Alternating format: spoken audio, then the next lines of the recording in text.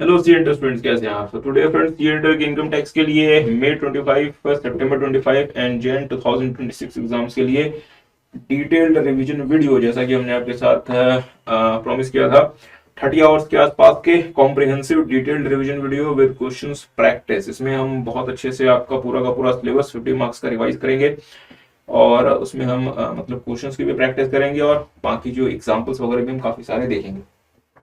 अच्छा, आगे बढ़ने से पहले डियर, इन रिवीजन वीडियोस का जो सोर्स रहेगा, जैसे कि हमने आपको पहले ही बताया था कि वो हमारी क्लास मॉड्यूल्स रहेंगी। अगर आपके पास वो क्लास मॉड्यूल्स हैं, वेल एंड गुड। अगर नहीं है, आपको ये रिकमेंडेड है कि यू शुड गेट देम। और अगर आपको मान लीजिए कि अगर नहीं भी लेनी तो इट इज ओके, आप आईसीआई का स्टडी मैट भी फॉलो कर सकते हैं, या आपने जहां से भी कोचिंग ली है आप उनके नोट्स वगैरह को फॉलो कर सकते हैं, क्योंकि साहब सब में बातें एक ही रहती हैं, बस प्रेजेंटेशन वगैरह थोड़ा सा अलग रहता है, बाकी लॉ तो सब में सेम ही रहता है। अच्छा, तो स्टार्ट करते हैं। इंट्रोडक्शन एंड बेसिक कॉन्सेप्ट्स, कुल मिला के 30 आवर्स के हमारे ये रिवीजन वीडियोस होंगे। और हाँ डियर, इन वीडियोस को जरूर से अपने फ्रेंड्स के साथ भी शेयर करें, और हाँ लाइक भी जरूर से करें साहब, क्योंकि यूट्यूब में जब तक आप लाइक नहीं करेंगे तब तक जो है ना वो और बच्चों तक वो वीडियो नहीं पहुंचता। So it is very important to like the video. तो फिर चलें, फिर आगे बढ़ते हैं और स्टार्ट करते हैं हमारा सबसे पहले इंट्रोडक्शन एंड बेसिक कॉन्सेप्ट्स। और हाँ डियर, हमने आपके साथ अमेंडमेंट की क्लास ऑलरेडी अपलोड कर दी है, एक सिंगल क्लास अमेंडमेंट की 3 घंटे के आसपास की, तो उस क्लास को भी जरूर से देख लें। और एक और छोटी सी बात एक और रहेगी, this is the practice book, जो कि आप कह सकते हैं मतलब क्वेश्चन बैंक। इसमें डियर 380 प्लस क्वेश्चंस हैं, और जो कि आपको आपकी एग्जाम में प्रैक्टिस के लिए बहुत हेल्प करेगी। बिकॉज आप चाहे जितना भी रिवाइज कर लें, जब तक आप क्वेश्चंस की प्रैक्टिस नहीं करते साहब, वो कॉन्फिडेंस जो होता है वो एग्जाम में नहीं आता। इस प्रैक्टिस बुक के क्वेश्चंस का हम आपके साथ लाइव जो है वो वी आर प्लानिंग कि हम लाइव आपके साथ यूट्यूब में इसका प्रैक्टिस जो है वो बैच भी लगाएं। बट ये बात तो खैर फैब एंड के आसपास हम प्लान कर रहे हैं। फिलहाल तो हम अपना रिवीजन पे फोकस करते हैं। चले फिर स्टार्ट करते हैं। अच्छा,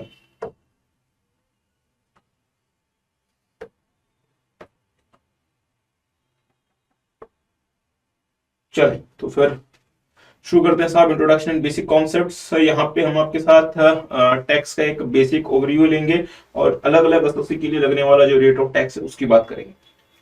चलिए, आगे बढ़ने से पहले साहब थोड़ा सा आपको इनकम टैक्स के बारे में बता दें। आपको पता है डियर, सरकार को देश चलाना होता है और देश के बाहर की भी बहुत सारी चीजें देखनी होती हैं, तो गवर्नमेंट के पास फंड कहाँ से आता है? तो एक रास्ता है गवर्नमेंट के पास कि वो लोन ले ले, और वो लोन जो है वो इंडिया से ले सकती है, इंडिया के बाहर से भी ले सकती है। एक रास्ता है कि वो अपनी प्रॉपर्टीज को डाइवेस्ट करे, जिसको हम कहते हैं डाइवेस्टमेंट। जैसे फॉर एग्जांपल एयर इंडिया किसी जमाने में सरकार का होता था, सरकार ने उसे किसी और कंपनी को, टाटा ग्रुप को सेल कर दिया, तो वहां से भी सरकार के पास पैसे आते हैं। और पर हाँ डियर, लोन लेना या फिर अपने एसेट्स को डाइवेस्ट करना, ये लॉन्ग टर्म के लिए सस्टेनेबल नहीं होता। तो लॉन्ग टर्म के लिए सबसे ज्यादा सस्टेनेबल क्या होता है? कलेक्ट टैक्स, लोगों से टैक्स लेना। और जो आप मतलब टैक्स लेंगे वो आप दो तरह के टैक्स ले सकते हैं, एक कहलाता है डायरेक्ट टैक्स, एक कहलाता है इनडायरेक्ट टैक्स। अच्छा, डायरेक्ट टैक्स क्या होता है, इनडायरेक्ट टैक्स क्या होता है, इसके बारे में आप डिटेल में पढ़ते हैं जीएसटी में। बट एक छोटी सी बात मैं बता दूं कि जो टैक्स जिस व्यक्ति पे इंपोज किया जाता है, अल्टीमेट उसकी रिकवरी भी उसी से होती है, that is called direct tax. पर इनडायरेक्ट टैक्स वो टैक्स होता है वो जिसपे इंपोज होता है, वो पर्सन उस टैक्स का बर्डन किसी और पर्सन पे शिफ्ट कर सकता है, that is called indirect tax. ठीक बात है। अच्छा, अब मेरी बात पे मतलब थोड़ा सा ध्यान दीजिएगा डियर। जो टैक्स होता है, टैक्स आप तब लगा सकते हैं जब आपके पास उस टैक्स को लगाने की पावर होती है। मेरी बात पर थोड़ा सा ध्यान दीजिए। गवर्नमेंट जो है वो टैक्स तभी लगा सकती है जब गवर्नमेंट के पास उस टैक्स को लगाने की पावर है। अदरवाइज अगर गवर्नमेंट बिना किसी कानून के तहत, बिना किसी लॉ के तहत अगर कोई टैक्स लगाना शुरू कर दे, तो गवर्नमेंट के बीच में और एक डॉन के बीच में क्या अंतर रह जाएगा? डॉन भी क्या करता है? लोगों से पैसा मतलब लोगों से पैसा जो है वो लेता है, मीन्स पैसे की उगाही करता है। और टैक्स के थ्रू एक तरह से गवर्नमेंट भी क्या कर रही है? लोगों से टैक्स मीन्स पैसे ले रही है। तो गवर्नमेंट और डॉन के बीच में, किसी माफिया के बीच में जो अंतर होता है साहब, वो ये होता है कि गवर्नमेंट अगर आपसे कोई टैक्स लेगी तो वो किसी लॉ के तहत लेगी, किसी कानून के तहत लेगी। पर डॉन आपसे जो टैक्स ले रहा है वो किसी लॉ के तहत नहीं ले रहा। तो ये बात किसने बताई है? Article 265 of the constitution. ध्यान दीजिएगा। आर्टिकल 265 को मतलब आर्टिकल 265 ऑफ द कॉन्स्टिट्यूशन क्या बोलता है, ध्यान दीजिए। No taxes shall be levied or collected except by the authority of law. मतलब कोई भी टैक्स सरकार ना तो लेवी कर सकती है ना ही उसे कलेक्ट कर सकती है जब तक कि सरकार के पास क्या ना हो, अथॉरिटी ऑफ लॉ नहीं। ये बात कॉन्स्टिट्यूशन को क्यों कहनी पड़ी, ताकि गवर्नमेंट अगर किसी भी तरीके का कोई टैक्स, क्योंकि साहब टैक्स क्या होता है, मतलब मॉनिटरी इंपैक्ट, ठीक बात है।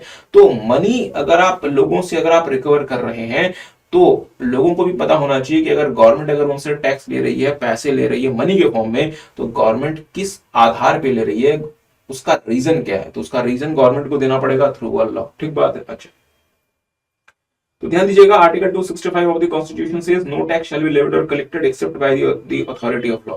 क्या आर्टिकल 265 ने टैक्स लगाने से मना कर दिया? नहीं, आर्टिकल 265 कहीं भी ये नहीं कह रहा कि आप टैक्स नहीं लगा सकते। आर्टिकल 265 क्या बोल रहा है कि आप साहब टैक्स तो लगा सकते हैं, गवर्नमेंट आप टैक्स तो लगा सकते हैं, बट वो टैक्स आप कब लगा सकते हैं, जब आपके पास अथॉरिटी ऑफ लॉ रहे। तो इसका मतलब ये हुआ कि अगर मान लीजिए सरकार अगर कोई नया टैक्स देश में लगाना चाहती है, तो उस टैक्स को लगाने से पहले गवर्नमेंट को ये इंश्योर करना पड़ेगा कि गवर्नमेंट के पास क्या हो, अथॉरिटी ऑफ लॉ, मतलब कानून, मतलब लीगल बैकिंग। तो इसका मतलब गवर्नमेंट को कानून बनवाना पड़ेगा। तो गवर्नमेंट कानून कहां से बनवा सकती है? अगर हम बात करते हैं सेंट्रल गवर्नमेंट की, तो सेंट्रल गवर्नमेंट किसी भी लॉ को बनवा सकती है थ्रू पार्लियामेंट। अगर हम बात करते हैं स्टेट गवर्नमेंट की, तो स्टेट गवर्नमेंट किसी भी लॉ को बनवा सकती है थ्रू स्टेट लेजिस्लेचर, ठीक बात है। अच्छा, तो गवर्नमेंट जो है साहब, केंद्र सरकार मीन्स मोदी जी, वो पहुंच गया पार्लियामेंट के पास और कहा कि मुझे इस टैक्स को लगाना है, मुझे उस टैक्स तो कि मैं एक पर्टिकुलर प्रकार का टैक्स लगाना चाहता हूं, आप मुझे उस टैक्स को लगाने का पावर दे दीजिए, मीन्स आप मुझे वो लॉ बना के दे दीजिए। तो पार्लियामेंट क्या किसी भी चीज पे, किसी भी इश्यू पे, किसी भी मैटर पे लॉ बना सकता है, या पार्लियामेंट किन चीजों पे लॉ बना सकता है और स्टेट लेजिस्लेचर किन चीजों पे लॉ बना सकता है, ये बहुत स्पेसिफिकली मेंशन्ड है साहब। कॉन्स्टिट्यूशन ने बहुत क्लियरली मेंशन किया हुआ है कि किन चीजों पे, किन इश्यूज पे, किन मैटर्स पे लॉ बनाने का राइट पार्लियामेंट के पास है और किन मैटर्स पे लॉ बनाने का राइट स्टेट लेजिस्लेचर के पास है। ये बहुत क्लियरली मेंशन्ड है कि on what issues parliament has a right to make law and on what issues and on what matters state legislature has a right to make law. अच्छा sir, ये बात कहां लिखी है? आर्टिकल 246 ऑफ द कॉन्स्टिट्यूशन ने 3 list specify की हैं। हम मतलब list 1 is called union list. तो यूनियन लिस्ट में जो भी मैटर्स होंगे साहब, उसमें टैक्स बनाने का राइट सिर्फ और सिर्फ इसके पास होगा, पार्लियामेंट के पास। तो अगर कोई मैटर यूनियन लिस्ट में मेंशन्ड है तो उस पे टैक्स बनाने का राइट, उस पे लॉ बनाने का राइट, नॉट टैक्स बनाने का, लॉ बनाने का राइट किसके पास है? पार्लियामेंट के पास। अगर कोई मैटर लिस्ट 2 स्टेट लिस्ट में मेंशन्ड है तो उस पे लॉ बनाने का राइट किसके पास है? स्टेट लेजिस्लेचर के पास। और अगर कोई matter list 3 means concurrent list में मेंशन्ड है, उसमें टैक्स बनाने का राइट किसके पास है? Both parliament as well as state legislature. अब मुझे एक बात सोच के बताएं, आप अपने जीएसटी में क्या पढ़ते हैं? आप अपने जीएसटी में 2 तरह की जीएसटी पढ़ते हैं, इवन 3 तरह के पढ़ते हैं बेसिकली।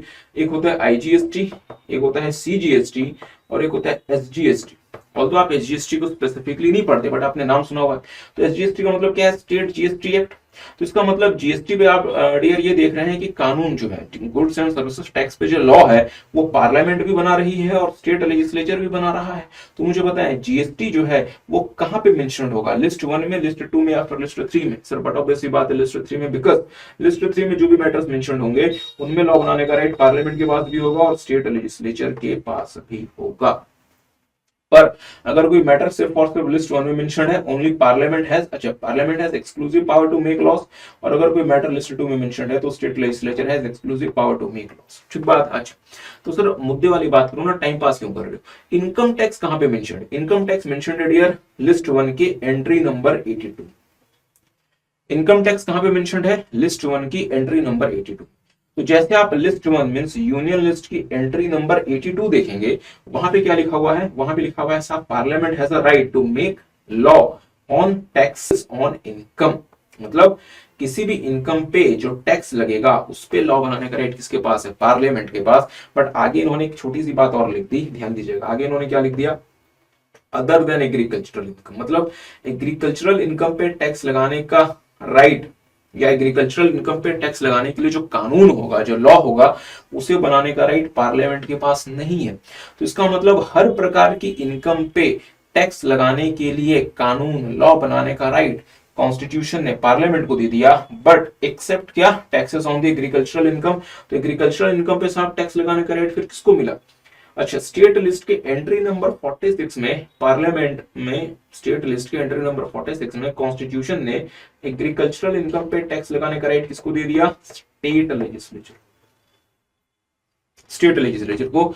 मींस एग्रीकल्चरल इनकम पे टैक्स अब कौन लगा सकता है? हर राज्य, हर स्टेट अपने लॉ बना के एग्रीकल्चरल इनकम पे टैक्स लगा सकते हैं। ठीक बात है सर, क्या ऐसा ऐसा कोई स्टेट है जिसने लॉ बनाया है? डियर, लॉ तो बहुत सारे स्टेट्स ने बनाया है, बट एक्चुअली कोई भी स्टेट जो है वो एग्रीकल्चर पर टैक्स नहीं लगाता है। बाकी लॉ तो बहुत सारे स्टेट्स ने बनाया। अच्छा, आगे बढ़ते हैं। Overview of the mechanism of computation of total income and tax payable. मतलब ये हुआ कि जब भी आपको एग्जाम में क्वेश्चन आएगा तो आपको किस तरीके से उस क्वेश्चन को मतलब किस तरीके से उस क्वेश्चन में आपको प्रोसीड करना है to calculate the total income and tax payable. Dear friends, ध्यान दीजिएगा, दो चीजें होती हैं। एक होता है सबसे पहले टोटल इनकम निकालना, और उस टोटल इनकम को निकालने के बाद फिर उसमें पे किया जाने वाला tax. So these are two different things. तो आपको क्या क्या स्टेप्स फॉलो करने हैं मैं थोड़ा सा आपको बता दूं। सबसे पहले आपको असेसी का रेसिडेंशियल स्टेटस देखना है। जब आप असेसी का रेसिडेंशियल स्टेटस देखेंगे मतलब डियर, इससे आपको पता चलेगा असेसी का scope of total income. Dear friends, हम आपके साथ जब रेसिडेंशियल स्टेटस जब हम आपके साथ मतलब रिवाइज करेंगे, वहां पे हम आपके साथ डिटेल में इस बात को देखेंगे। तो सबसे पहले आप असेसी का रेसिडेंशियल स्टेटस देखें। उस रेसिडेंशियल स्टेटस के बेसिस पे हमें पता चलेगा कि असेसी रेसिडेंट है, नॉन मतलब असेसी रेसिडेंट है, और अगर असेसी रेसिडेंट है तो आरओआर है या एनओआर है, या असेसी नॉन रेसिडेंट है। असेसी के इस रेसिडेंशियल स्टेटस के बेसिस पे हमें असेसी के स्कोप ऑफ टोटल इनकम का पता चलेगा, और एक बार हमें असेसी के स्कोप ऑफ टोटल इनकम का पता चलेगा तभी हमें पता चलेगा कि असेसी की कितनी इनकम इंडिया में टैक्सेबल है, या असेसी की कितनी इनकम जो है साहब उस पे हम इनकम टैक्स लॉ के हिसाब, इनकम टैक्स एक्ट में हम उस पर टैक्स लगाने के लिए एलिजिबल है। ठीक बात है। अच्छा, so with the very first thing that we have to see is the residential status of the assessee. एक बार हमें असेसी का रेसिडेंशियल स्टेटस पता चल गया, इसके बाद हमें असेसी की जो इनकम है उसे अलग अलग हेड्स में क्लासिफाई करना है। डियर, असेसी के ना मल्टीपल या फिर न्यूमरस टाइप्स की इनकम हो सकती है, पर वो सारी की सारी इनकम जो है डियर आपको इन्हीं 5 हिट्स में क्लासिफाई करनी है: salary, house property, PGBP, cap gain, other sources. तो क्या सर मैं अपनी मर्जी से कोई भी इनकम किसी भी हेड में लेके चला जाऊं?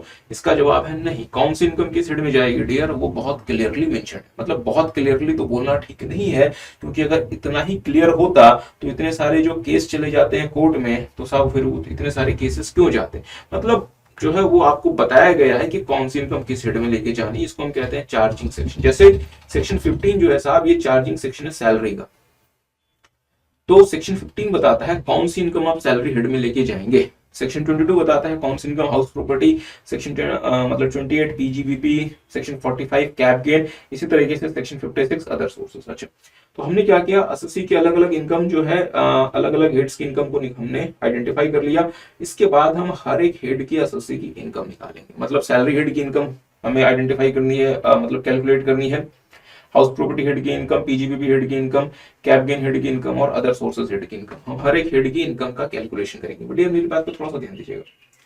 अलग अलग हेड की इनकम का जो आप कैलकुलेशन करेंगे, इसके लिए आपको अलग अलग हेड में, बहुत ध्यान से, अलग अलग हेड में जो स्पेसिफिक डिडक्शन और एग्जम्पशंस दिए रहते हैं उसका ध्यान रखना पड़ेगा। डिफरेंस बहुत ध्यान से, एक होता है डिडक्शन अंडर चैप्टर 6A।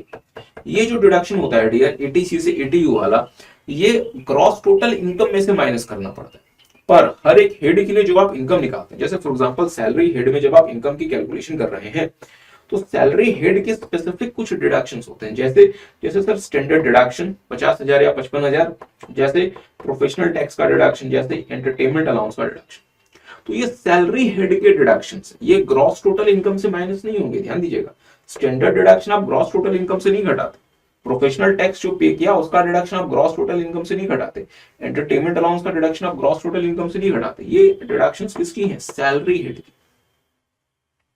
इसी तरीके से कुछ स्पेसिफिक एग्जम्पशंस होते हैं, जैसे फॉर एग्जांपल सेक्शन 1013A, जैसे फॉर एग्जांपल सेक्शन 1013A जो कहता है कि अगर आपका एचआरए टैक्सेबल है, हाउस रेंट अलाउंस, तो उस एचआरए का कुछ पोर्शन एग्जेम्प्ट होगा। इसी तरीके से सेक्शन 10(5) जो कहता है अगर आपका एलटीसी लीव ट्रैवल कंसेशन अगर आपका मतलब टैक्सेबल है, तो उसका एग्जेम्प्ट पोर्शन कितना होगा।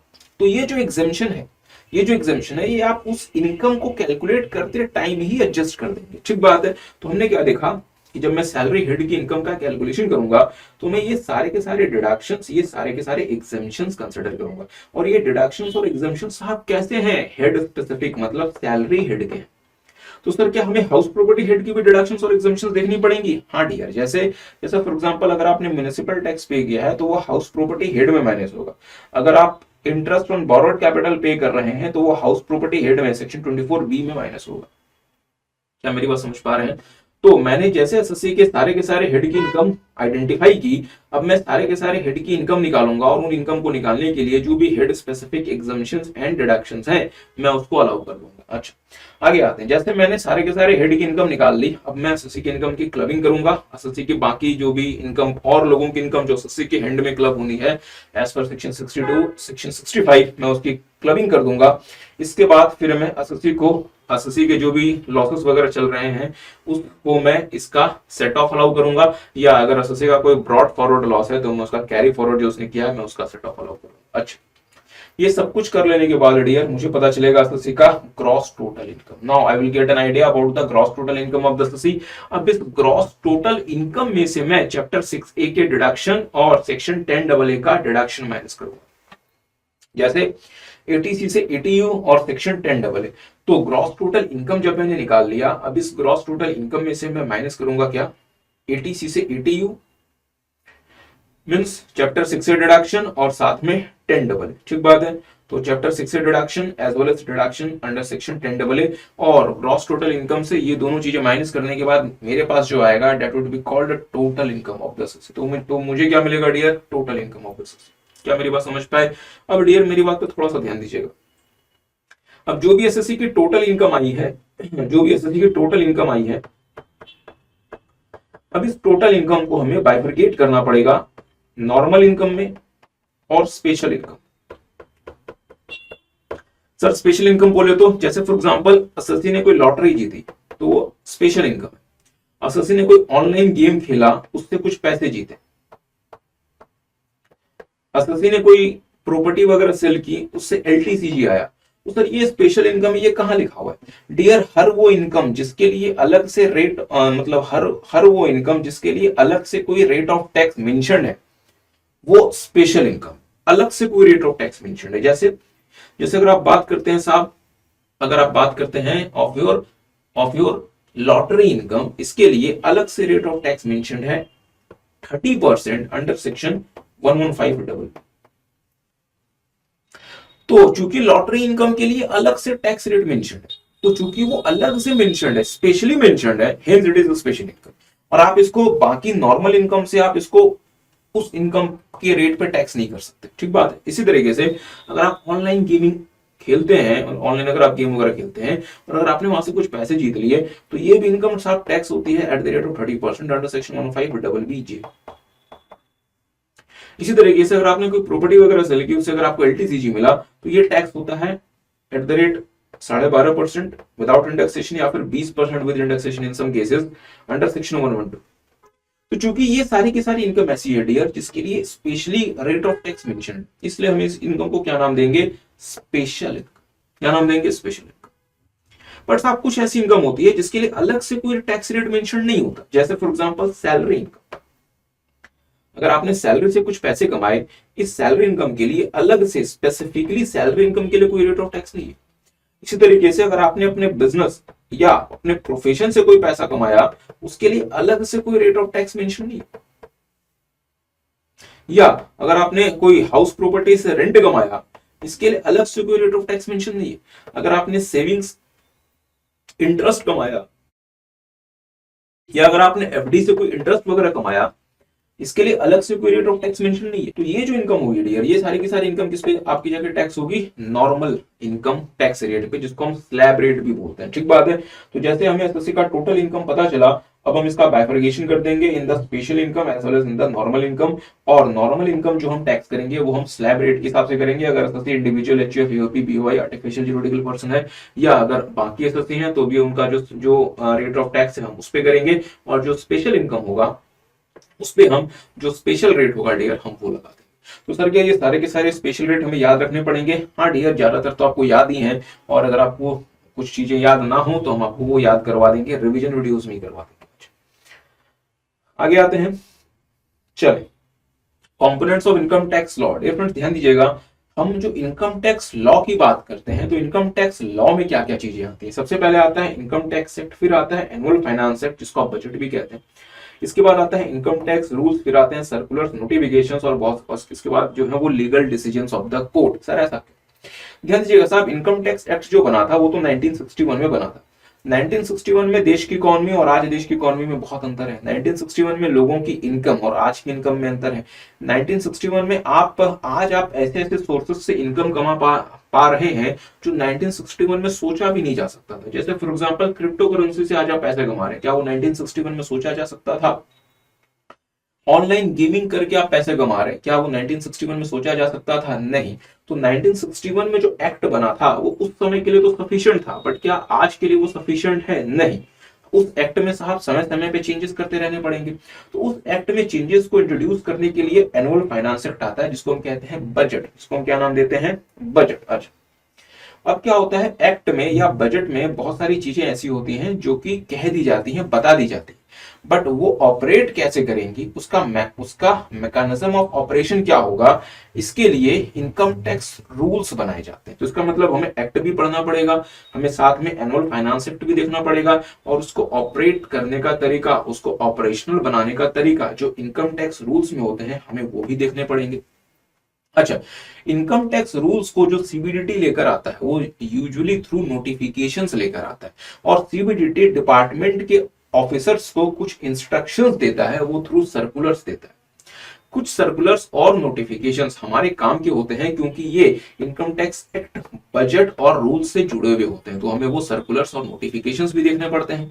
और फाइनली बच गया साहब legal decisions of the court. अब चूंकि साहब India is a democratic country, और डेमोक्रेटिक कंट्री होने की वजह से गवर्नमेंट को यहाँ पे एक पार्टी माना जाता है।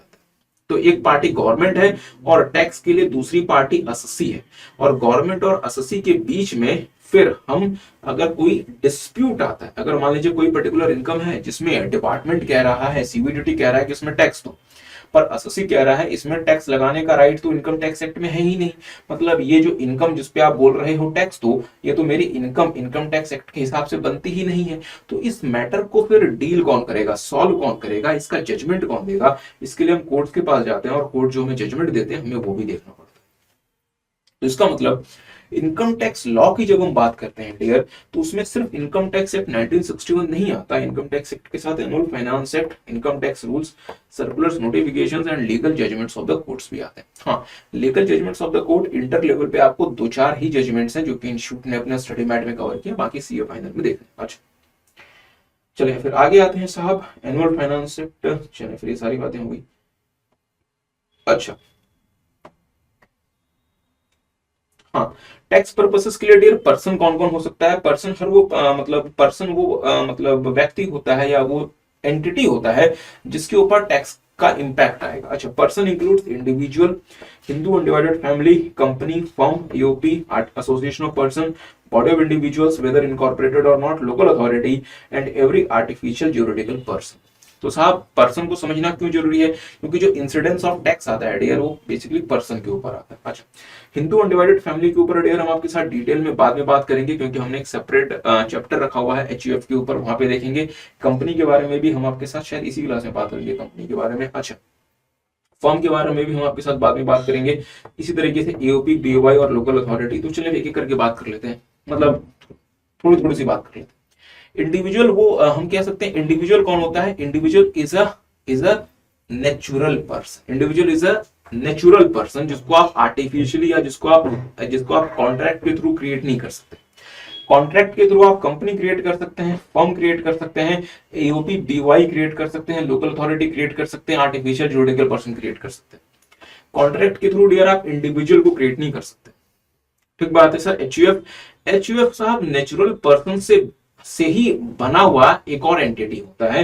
कॉन्ट्रैक्ट के थ्रू एचयूएफ भी नहीं बनता, बट हाँ इंडिविजुअल जो होता है that is a natural person. ठीक बात है। अच्छा, इंडिविजुअल की जब हम बात करते हैं डियर, तो हम यहाँ पे मेल, फीमेल, चिल्ड्रन, हम हर किसी को यहाँ पे कंसिडर करते हैं, और हर किसी के लिए स्लैब रेट एक ही होता है। ठीक बात है। अच्छा, इनकम टैक्स एक्ट में साहब जो हिंदू हिंदू अनडिवाइडेड फैमिली होता है, ये भी एक पर्सन है। जैसे अगर आप देखेंगे पर्सन की जो डेफिनेशन है सेक्शन 231, उसमें एचयूएफ को भी कवर किया गया। एचयूएफ को हम यहाँ पे एक सेपरेट एंटिटी या फिर हम एक सेपरेट पर्सन मानते हैं for the purpose of income tax act. अच्छा, एचयूएफ में साहब एक होता है कर्ता, और एचयूएफ के होते हैं को पार्टनर्स और इसके होते हैं मेंबर्स। एचयूएफ में होते हैं कर्ता, को partners as well as members. अच्छा, एचयूएफ के बारे में डियर और ज्यादा डिटेल में हम आपके साथ बाद में बात करेंगे, बट सवाल बनता है कि एचयूएफ को क्या मैं किसी कॉन्ट्रैक्ट के तहत बना लूं?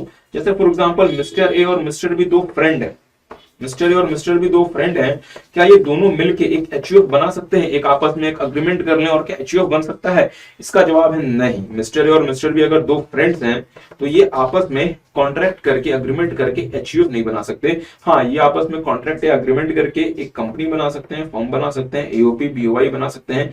लोकल अथॉरिटी तो साहब बनाना इतना आसान नहीं होता, और ये आर्टिफिशियल जुरिडिकल पर्सन भी बना सकते हैं, but they can not create a HUF. तो सर फिर एचयूएफ कैसे बनता है?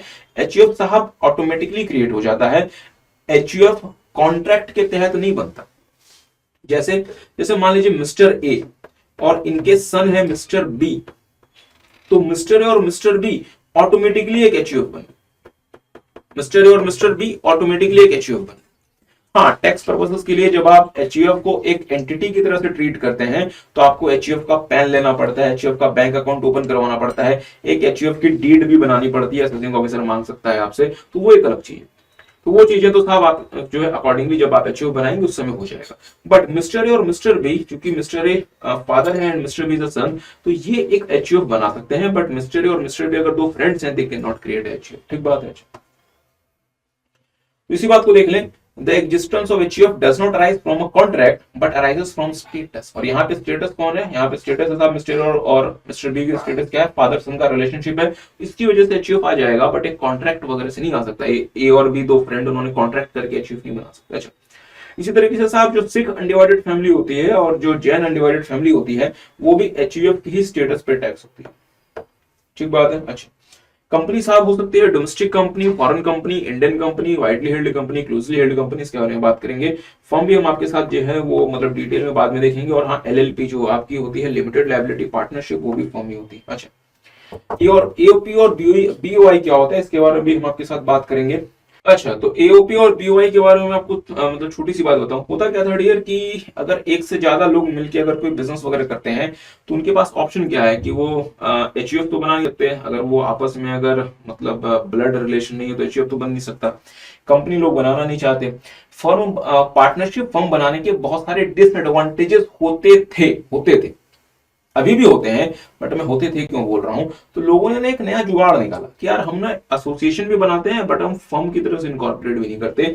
और फिर वहां से इमरजेंस हुई एओपी की और बीओआई कि हम 4-5 लोग मिलके हम जो फ्रेंड्स मिलके एक साथ काम कर रहे हैं, बट हमने फर्म नहीं बनाई, हमने पार्टनरशिप फर्म नहीं बनाया, तो हमारा जो एसोसिएशन है उसको आप क्या नाम देंगे? आप उसको एसोसिएशन ऑफ पर्सन बोल दें या फिर उनको बॉडी ऑफ इंडिविजुअल्स बोल दें। अच्छा, तो ध्यान दीजिएगा एओपी क्या होता है। When persons combine together for some common purpose or activity having the objective of earning money, income in a way that they do not constitute a firm, they are accessible as AOP। AOP और BOI में साहब अंतर क्या होता है? AOP में चूंकि ये एसोसिएशन ऑफ पर्संस है, इसलिए यहाँ पे इंडिविजुअल्स के अलावा भी कुछ लोग आ सकते हैं। तो मान लीजिए मिस्टर ए, मिस्टर बी और एक पार्टनरशिप फर्म एबीसीएन कंपनी, तो ये तीनों मिलके एओपी बन सकता है। बट बीओआई में जैसे कि नाम से समझ में आता है बॉडी ऑफ इंडिविजुअल, सिर्फ और सिर्फ इंडिविजुअल ही एलिजिबल है बीओआई के मेंबर्स बनने के लिए। अच्छा, देखेंगे it refers to the conglomeration of individuals who carry some activity with or without the objective of producing money. पर साहब टैक्स पर्पसेस के लिए टैक्स तो तभी लगेगा जब आप इनकम कमा रहे हैं। तो एओपी और बीओआई के बीच में डिफरेंस क्या है कि एओपी में साहब नॉन इंडिविजुअल्स भी शामिल हो सकते हैं, बट बीओआई में सिर्फ और सिर्फ इंडिविजुअल्स हो सकते हैं। अगर अच्छा, लोकल अथॉरिटी क्या होता है डियर? जैसे for example MCD municipal corporation of Delhi, जैसे for example BMC Bombay municipal corporation, तो ये आपके होते हैं बेसिकली म्युनिसिपल कमेटी। ठीक बात है। तो मेरे साथ सब देख लें what is local authority. It refers to the municipal committee, district board, body of port commissioners or other authority, मुद्दे वाली बात क्या, who is legally entitled or entrusted by the government with the control or management of a municipal or a local fund। मतलब साहब कोई municipal या फिर local fund का कंट्रोल और मैनेजमेंट करने के लिए आपको दे दिया गया कि ये आपका फंड है, आप इसे मैनेज करें और आपको जो जो फंक्शन कॉन्स्टिट्यूशन ने बताए हैं आप वो काम करें। आर्टिफिशियल ज्यूरिडिकल पर्सन कौन होते हैं साहब? ये वो लोग होते हैं जो बाकी कहीं भी कवर नहीं हो सकते, ना तो वो इंडिविजुअल में कवर होते हैं, ना एचयूएफ में, ना company, firm, EOP, BOI, local authority कहीं कवर नहीं होते। जैसे फॉर एग्जांपल दिल्ली यूनिवर्सिटी, तो Delhi university is also an entity. जैसे फॉर एग्जांपल कोई कॉलेज, जैसे फॉर एग्जांपल मान लीजिए SRCC, Shri Ram college of commerce, तो अब आप Shri Ram college of commerce का भी आईटीआर तो जाएगा, एसआरसीसी का भी आईटीआर जाएगा, बट वो किस पर्सन के तहत जाएगा? क्या एसआरसीसी ये बोल दे कि मैं एक इंडिविजुअल हूं? क्या एसआरसीसी बोल दे I am an HUF, I am a company, firm, I am AOP, BOI, what I am basically what an artificial juridical person. ठीक बात है। अच्छा, तो देखेंगे मेरे साथ साथ these are the entities which are not the natural persons but are separate entities in the eyes of law. अब साहब SRCC, Shri Ram college of commerce का भी आईटीआर तो जाएगा, पर वो अपने आप को कुछ और क्लेम नहीं कर सकता। पर हाँ, कानून की निगाहों में एसआरसीसी एग्जिस्ट, बट वो किस स्टेटस में, किस फॉर्म में वो अपना आईटीआर भरे? In the form of artificial juridical person. अच्छा, so this is a residual category which cover all artificial persons with the juristic personality not falling under any other category of person। जैसे for example bar council, universities etcetera. अब जैसे या फिर मतलब deities etcetera, मतलब means मंदिर वगैरह जो होते हैं साहब, वो भी अपने आप आर्टिफिशियल ज्यूरिडिकल पर्सन की कैटेगरी में लेके आ सकते हैं। अच्छा, चलिए फिर टाइम पास बहुत हो गया, अब आते हैं हम हमारे मेन मुद्दे पे जिसका नाम है डियर, अच्छा, assessment year and previous year. तो मेरे साथ साथ देख लें, दो तीन चीजें होती हैं साहब, एक होता है असेसमेंट ईयर, एक होता है प्रीवियस ईयर और एक होता है फाइनेंशियल ईयर। मेरी बात पे थोड़ा सा ध्यान दीजिए। लेट्स से मैं अपना बिजनेस स्टार्ट करता हूं, 1/4/2024 को, 1/4/2024 को मैं अपना बिजनेस स्टार्ट करता हूं। तो 1/4/2024 क्या हो गया? फाइनेंशियल ईयर, क्योंकि अकाउंटिंग पर्पसेस के लिए फाइनेंशियल ईयर कब से शुरू होता है? 1 अप्रैल से लेकर 31 मार्च तक। अच्छा, अब मैं 1/4/2024 से अपना बिजनेस शुरू करता हूं और जब तक मैं 31 मार्च 2025 को, जब ये साल खत्म हो जाएगा, तो जब 31 मार्च 2025 ईयर खत्म हो जाएगा, तभी तो मुझे पता चलेगा ना कि मेरे बिजनेस का प्रॉफिट कितना या मेरे बिजनेस का लॉस कितना। जब पूरा फाइनेंशियल ईयर कंप्लीट हो जाएगा, only when you will get an understanding that whether you have earned income or whether you have earned money or you have incurred losses. कैसे सर? पूरे साल मैं प्रॉफिट कमा रहा था, पूरे साल मैंने क्रेडिट में मिस्टर ए को अपने गुड्स सेल किया। 31 मार्च 2025 को रात को 11 बजे मुझे खबर मिलती है कि मिस्टर ए अंडरग्राउंड हो गए या मिस्टर ए बैंकरप्ट हो गए, उनसे तो रिकवरी नहीं हो सकती। तो जो मैं क्रेडिट सेल करके मैं अपने सेल्स को दिखाता जा रहा था और अपनी इनकम निकालता जा रहा था एक्यूरल बेसिस पे, मिस्टर ए तो गायब हो गए। क्या मेरी बात समझ पाए? तो साहब जो मैं पूरे साल प्रॉफिट में था, 31 मार्च 2025 को तो मैं लॉस में आ गया। तो जब तक पूरा साल कंप्लीट नहीं हो जाता, क्या आप ये कह सकते हैं कि टैक्स पर्पसेस के लिए मैंने प्रॉफिट कमाया या मैंने लॉसेस इनकर किए? नहीं सर। अच्छा, अकाउंटिंग बुक्स ऑफ अकाउंट्स पे डियर आप कब बनाते हैं? जब आपका साल कंप्लीट हो जाए, इसके बाद ही तो बुक्स बनते हैं ना। पिछले साल की बुक्स कब बनते हैं? जब वो साल कंप्लीट हो जाए। अच्छा, तो इसका मतलब ये हुआ डियर कि जो पैसे मैंने फाइनेंशियल ईयर 2024-25 में कब आए, मैंने एग्जैक्टली कितने पैसे कमाए, मैंने कितना इनकम कमाया, उसका असेसमेंट कब होगा? मींस मैंने कितना कमाया या मैंने कितना गंवाया, वो 24-25 खत्म होने के बाद ही होगा। मतलब जैसे 24-25 खत्म हुआ तो क्या शुरू हो जाएगा? 25-26। तो इसका मतलब जो फाइनेंशियल ईयर 24-25 की इनकम है, इसका असेसमेंट कब हो सकता है साहब? फाइनेंशियल ईयर 25-26 में हो सकता है। मतलब फाइनेंशियल ईयर 24-25 की इनकम का असेसमेंट कब हो सकता है? फाइनेंशियल ईयर 25-26 में हो सकता है। अब साहब फाइनेंशियल ईयर 24-25, फाइनेंशियल ईयर 25-26, इसको कुछ अच्छा सा नाम दो। तो जिस साल की इनकम का जिस साल असेसमेंट होता है, मींस 24-25 की इनकम का 25-26 में असेसमेंट होगा, तो हम 25-26 को क्या बोलेंगे? 24-25 के लिए असेसमेंट ईयर। तो हम 25-26 को क्या बोलेंगे? 24-25 के लिए असेसमेंट ईयर। तो सर फिर 24-25 को भी कुछ अच्छा सा नाम दे दो। तो 24-25 के लिए 25-26 बिकेम एन असेसमेंट ईयर, तो 24-25 क्या कहलाएगा? Previous year. 24-25 क्या कहलाएगा? Previous year. तो इसका मतलब financial year 24-25, financial year 2024-25 became a previous year and for this previous year the income is going to be assessed in the next year which is called assessment year। क्या मेरी बात समझ पाए? अच्छा, तो सर इसका मतलब ये हुआ कि क्या मुझे 24-25 में कोई भी टैक्स नहीं देना? डियर, होना तो ऐसे ही चाहिए कि जब तक आपकी टोटल इनकम निकल ना जाए तब तक आपको टैक्स कैसे देना चाहिए। पर ऐसा नहीं होता डियर, देश को मतलब चलाने के लिए टैक्स तो आपसे लेना पड़ेगा। तो सरकार आपको बोलती है कि आप 24-25 में जो पैसे कमा रहे हो, भले इसका असेसमेंट 25-26 में होगा, फिर भी आप हमें टैक्स देते रहो इन the form of, in the name of advance tax, TDS TCS, in the name of advance tax TDS TCS. पर सिर्फ एक बात बताओ, 24-25 में सरकार ने मुझसे एडवांस टैक्स टीडीएस टीसीएस के नाम का 10 लाख रुपए ले लिया।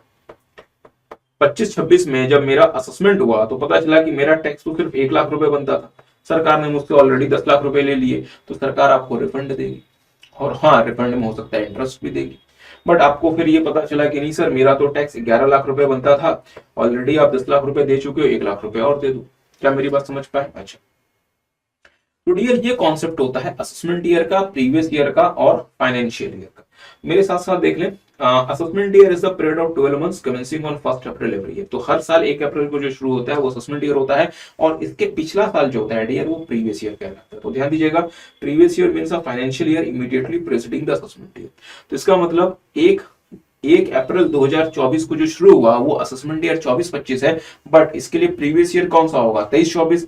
1 अप्रैल 2025 को जो शुरू होगा वो है असेसमेंट ईयर 25-26, इसका प्रीवियस ईयर 1 अप्रैल 2024 से 25। ठीक बात है? अच्छा, बट बट सर, तो क्या मतलब प्रीवियस ईयर जो है हमेशा हर किसी के लिए सेम रहता है? हाँ डियर, बट कभी कभी ना डियर हम ना कोई नया बिजनेस या प्रोफेशन स्टार्ट करते हैं। तो मान लीजिए कि मैंने ना कोई नया बिजनेस स्टार्ट किया 1 जुलाई 2024 को।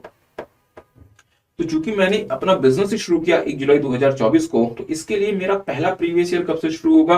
1 जुलाई 2024 से लेके 31 मार्च 2025। So that is going to be my first previous year. ठीक बात है? हाँ, अगले साल से फिर 1 अप्रैल 2025 से 31 मार्च 2026। अच्छा, क्योंकि इसी साल आपने अपना बिजनेस शुरू किया और 1 अप्रैल के बाद शुरू किया, तो जब से आप अपना बिजनेस शुरू करते हैं और up to the last date of the previous year. ठीक बात है? अच्छा, तो डियर मतलब कंक्लूड करते हुए हमने क्या देखा कि कोई भी जो इनकम होती है एसएससी की, कोई भी जो इनकम होती है एसएससी की, उस इनकम को असेस कब किया जाता है? असेस किया जाता है अगले साल, और जिस साल उस इनकम को असेस किया जाता है वो साल क्या कहलाता है? Assessment year. तो हम एक जनरल रूल हमने देख लिया कि कोई भी इनकम किसी भी फाइनेंशियल ईयर की वो अगले साल जाके असेस होती है, which is called assessment year. तो एक जनरल रूल क्या बन गया? Income of a previous year is going to be assessed in the next year which is called the assessment year. ठीक बात। तो सर क्या इसका मतलब ये हुआ कि जिस प्रीवियस ईयर की इनकम है या जिस ईयर की इनकम है उस ईयर में आपको कोई भी टैक्स नहीं देना? नहीं डियर, हम ये नहीं कह रहे। उस प्रीवियस ईयर में भी टैक्स देना पड़ सकता है, और किस नाम का देना पड़ सकता है? Advance tax TDS TCS. मतलब जिस प्रीवियस ईयर की इनकम है उस प्रीवियस ईयर में भी टैक्स देना पड़ सकता है, बट किसके नाम का? एडवांस टैक्स के नाम का, टीडीएस टीसीएस एक्सेट्रा। पर फाइनली जो इनकम का जो फाइनल मतलब टैक्स का जो फाइनल जो कैलकुलेशन होगा वो अगले साल ही पॉसिबल। ठीक बात है? अच्छा, ध्यान दीजिएगा। तो हमने क्या देखा? The general rule is that income of a previous year is assessed in the assessment year following that previous year. ठीक बात है? जैसे for example income of previous year 24-25 is assessed during the year 25-26। ठीक बात है? अच्छा, therefore year 2025-26 is the assessment year for the assessment of the income of the previous year 24-25। अच्छा, but साहब इसके ना कुछ एक्सेप्शंस होते हैं, there are certain exceptions. Normal rule क्या है? जिस साल की इनकम है वो अगले साल जाके असेस होती है। जैसे फॉर एग्जांपल अगर प्रीवियस ईयर 24-25 की इनकम है तो वो 25-26 ईयर में जाके असेस होगी। पर कभी कभी क्या होता है, जिस प्रीवियस ईयर की इनकम होती है वो इनकम उसी प्रीवियस ईयर में असेस हो जाती है। असेस होने का मतलब उसी प्रीवियस ईयर में हमें हमारा फाइनल टैक्स लायबिलिटी पता चल जाता है। बट सर साल तो खत्म ही नहीं हुआ, और जब तक साल खत्म नहीं होगा तब तक आप फाइनल टैक्स लायबिलिटी को कैसे निकाल सकते हैं? डियर, कुछ ऐसे केसेस होते हैं जहां पे साल खत्म होने से पहले ही हमें फाइनल टैक्स लायबिलिटी पता चल जाती है। तो इसको हम कहते हैं कि मतलब जिस प्रीवियस ईयर की इनकम है उसी प्रीवियस ईयर में उसका असेसमेंट हो गया। नॉर्मल रूल क्या है? जिस प्रीवियस ईयर की इनकम उसका असेसमेंट अगले साल। कुछ केसेस में जिस प्रीवियस ईयर की इनकम उसी प्रीवियस ईयर में इसका असेसमेंट। तो और वो केसेस क्या क्या है? Shipping business of non resident अगर कोई शिपिंग का बिजनेस करता है तो जैसे वो इंडिया आता है, इंडिया वो जैसे आता है उसे इंडिया वो आया, जो भी उसने फेयर वगैरह फ्रेट वगैरह कमाया उस पर टैक्स पे करे या टैक्स अरेंज करे, उसके बाद ये जाएगा असेसमेंट होके जाएगा। सर मैं 10 बार इंडिया आ रहा हूं साल में, तो क्या मेरा 10 बार असेसमेंट होगा? हाँ डियर, आपका 10 बार असेसमेंट होगा। सीए फाइनल में आप देखेंगे कि एक और प्रोविजन है जिसका नाम है सेक्शन 44B, जो कि सेक्शन 172 के साथ मिलकर काम करता है, वो सीए फाइनल में देखेंगे। बट जितनी बार वो इंडिया आएगा, इंडिया छोड़ के जाने से पहले उसका असेसमेंट होगा, उसका टैक्स पेबल हम कैलकुलेट करेंगे, अपनी टैक्स लायबिलिटी वो पे करेगा, फिर वो इंडिया से बाहर जाएगा। दूसरा, assessment of person living India. एक ऐसा पर्सन है साहब जो 1 जुलाई 2024 को इंडिया के बाहर जा रहा है और वापस नहीं आने वाला, तो क्या फिर हम इंतजार करें कि फिर ये साल खत्म होगा, फिर असेसमेंट ईयर शुरू होगा तब मैं असेस करूं, या 1 अप्रैल से लेके 30 जून तक की इनकम का असेसमेंट करके काम खत्म करो? सर काम खत्म करो, क्योंकि अगर एक बार इंडिया के बाहर चला गया वो वापस तो आएगा ही नहीं, तो फिर आप असेसमेंट किसका करोगे? तो ऐसे लोग जो इंडिया के बाहर जा रहे हैं और जिनका इंडिया वापस आने का कोई इंटेंशन नहीं है, उन लोगों का असेसमेंट उसी प्रीवियस ईयर में कर दो। Assessment of AOP BOI AJP formed for a particular purpose of event. अच्छा, मान लीजिए कि साहब भारत देश में किसी म्यूजिकल बैंड का कोई कंसर्ट होना था 10 दिनों के लिए, और उस कंसर्ट के लिए 10 दिनों के लिए एक एओपी बना, तो क्या आप इंतजार करोगे कि साल खत्म होने दो फिर हम उस एओपी के इनकम का असेसमेंट करेंगे? साहब कॉन्सर्ट खत्म हुआ 10 दिनों के बाद एओपी खत्म हो जाएगी, एओपी डिसॉल्व हो जाएगी, फिर आप उस एओपी को और उसके मेंबर्स को कहां खोजोगे? तो चूंकि एओपी बीओआई या एजेपी एक पर्टिकुलर पर्पस या इवेंट के लिए बने हैं, उसके बाद जैसे वो इवेंट खत्म होगा, जैसे वो पर्पस खत्म होगा, एओपी बीओआई एजेपी खत्म हो जाएगी, फिर आप उसके मेंबर को कहां खोजते, मतलब खोजने के लिए जाओगे। सो इट इज बेटर कि उसी प्रीवियस ईयर में असेसमेंट कर। इसी तरीके से assessment of person likely to transfer property to evade taxes. Mister A जो है उन्होंने बैंक से बहुत सारा लोन लिया हुआ था, और ऐसा लग रहा है असेसिंग ऑफिसर को ये अपनी प्रॉपर्टीज वगैरह बेचकर सेल करके सारे के सारे पैसे जो है वो खत्म कर देगा। तो क्या आप साल खत्म होने का इंतजार करोगे, फिर अगला साल इंतजार करोगे आए इसके बाद में असेसमेंट करूंगा, या उसी साल असेसमेंट करके कहानी खत्म करोगे? अच्छा, डिसकंटिन्यूड बिजनेसेस। अगर साहब बिजनेस आपका अगर डिसकंटिन्यू हो रहा है तो फिर असेसिंग ऑफिसर चाहे तो उसी प्रीवियस ईयर में असेसमेंट कर दे, अगले साल का वेट करने की जरूरत नहीं। अच्छा, मीनिंग ऑफ इनकम डियर, अगर नींद ना आ रही हो तो जरूर से पढ़ें मीनिंग ऑफ इनकम, ऐसे हम क्लास में भी नहीं पढ़ाते। अच्छा आगे आते हैं डियर, कुछ इंपॉर्टेंट चीजें, some of the important aspects about income. अच्छा, इनकम डियर जो आप मतलब रिसीव कर सकते हैं वो आप कैश में भी रिसीव कर सकते हैं, काइंड में भी रिसीव कर सकते हैं। जैसे फॉर एग्जांपल मान लीजिए मिस्टर ए जो है वो किसी कंपनी में एम्प्लॉयड है और किसी मंथ की सैलरी कैश में न देके इनके एम्प्लॉयर ने उस सैलरी के बदले इनको एक आईफोन दे दिया 1 लाख रुपए का, तो क्या वो जो आईफोन है, क्या वो आईफोन है वो भी मिस्टर ए की सैलरी इनकम बनेगा? हाँ डियर, इनकम आपकी कैश में हो सकती है, काइंड में हो सकती है। और डियर जो भी इनकम काइंड में होती है, जिस दिन वो आपको एसेट मिला उसकी फेयर मार्केट वैल्यू को ही हम जनरली इनकम मान लेते हैं, ठीक बात है। अच्छा, regular receipt versus casual receipt. Income dear आपकी रेगुलर रिसिप्ट भी हो सकती है और कैजुअल रिसिप्ट भी हो सकती है, मतलब कभी कभार अराइज होने वाली इनकम। आप ये नहीं कह सकते कि साहब ये इनकम तो मेरी साल में कुछ 1-2 बार अराइज होती है तो वो मेरी इनकम नहीं है, आप ऐसा नहीं कह सकते। आपकी इनकम रेगुलर बेसिस पे भी अराइज हो सकती है और कैजुअली भी अराइज हो सकती है, वो उस पर भी आपको टैक्स देना। अच्छा, net receipt versus gross receipt. Income tax act में डियर जो हम पे टैक्स चार्ज करते हैं वो इनकम पे मींस प्रॉफिट पे करते हैं, मींस नेट रिसिप्ट पे करते हैं, बट कुछ कुछ केसेस में साहब ग्रॉस रिसिप्ट पे आपको टैक्स देना पड़ता है। जैसे for example presumptive taxation under section 44 AD, तो सेक्शन 44 AD बोलता है कि 8% ऑफ ग्रॉस रिसिप्ट हम आपकी इनकम मान लेंगे, ठीक बात है। अच्छा,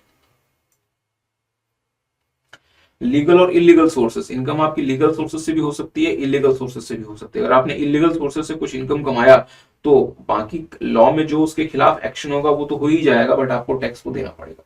अच्छा, रिसिप्ट और एक्यूरल बेसिस। आपकी इनकम डियर रिसिप्ट या accrual whichever is earlier, usually जो भी पहले होता है उस पर टैक्स होती है, बट कुछ ऐसे केसेस होते हैं जहां पे इनकम सिर्फ और सिर्फ रिसिप्ट बेसिस पर टैक्स होती है। जैसे फॉर एग्जांपल अगर गवर्नमेंट ने किसी की प्रॉपर्टी का कंपल्सरी एक्विजिशन कर लिया और कंपनसेशन पे करने में टाइम लगाया, उसके बदले इंटरेस्ट देना पड़ा, तो इंटरेस्ट सर जी एक्यूरल बेसिस पर टैक्स नहीं होगा, जिस प्रीवियस ईयर में इंटरेस्ट रिसीव हुआ है उसी प्रीवियस ईयर में टैक्स होगा। तो मतलब रिसिप्ट बेसिस पर टैक्स होगा, not on the accrual basis, but normally income किस बेसिस पर टैक्स होता है? रिसिप्ट बेसिस पर टैक्स होता है। अच्छा, gift. Dear friends, income tax act में जो हम टैक्स की बात करते हैं वो हम नॉर्मल या फिर रेगुलर इनकम पे मीन्स रिकरिंग इनकम पे करते हैं। गिफ्ट जो होता है साहब it is not a recurring income. क्या आप ये बोल सकते हैं कि आपको हर दिन आपको गिफ्ट मिल जाता है या आपको हर हफ्ते गिफ्ट मिलता है, हर महीने गिफ्ट मिलता है? नहीं। So gift is what, a kind of non recurring income. But section 56(2)(10) जो है वो स्पेसिफिकली गिफ्ट को कवर करता है, इसलिए आपको गिफ्ट में, gift although being a non recurring income, being a non recurring income और बीइंग अ कैपिटल रिसिप्ट, इस पे भी टैक्स देना पड़ेगा क्योंकि सेक्शन 56(2)(10) स्पेसिफिकली कवर करता है। अच्छा, लिक्विडेशन डैमेजेस, कभी कभी क्या होता है डियर कि मैंने ना कोई एसेट किसी पार्टी से परचेज करना होता है, उस पार्टी ने मुझे टाइम से एसेट को सप्लाई नहीं किया और उसकी वजह से मेरा नुकसान हो गया, और उस लॉस की भरपाई करने के लिए सामने वाली पार्टी आपको कुछ लिक्विडेशन डैमेज देती है। तो क्या ये जो लिक्विडेशन डैमेज आपको मिला है ये क्या आपको रेगुलरली मिलता रहता है या ये एक रेयर इवेंट है? सर एक रेयर मतलब रेयर इवेंट है। ये लिक्विडेशन डैमेज आपको इसलिए मिला ताकि आपका जो लॉस हुआ उसकी भरपाई की जा सके, इसलिए इस लिक्विडेशन डैमेज को हम कैपिटल रिसिप्ट बोलेंगे, इस पर टैक्स नहीं देना। This is a capital receipt in the hands of the SSC और इस पर टैक्स नहीं बनता।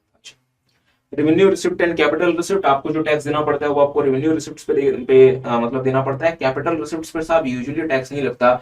अगर स्पेसिफिकली एक्ट में मेंशन है अगर कोई कैपिटल रिसिप्ट तो उस पर टैक्स देना पड़ेगा। जैसे for example gift is a capital receipt but specifically act में मेंशन्ड है गिफ्ट पे टैक्स, इसलिए आपको टैक्स देना पड़ेगा।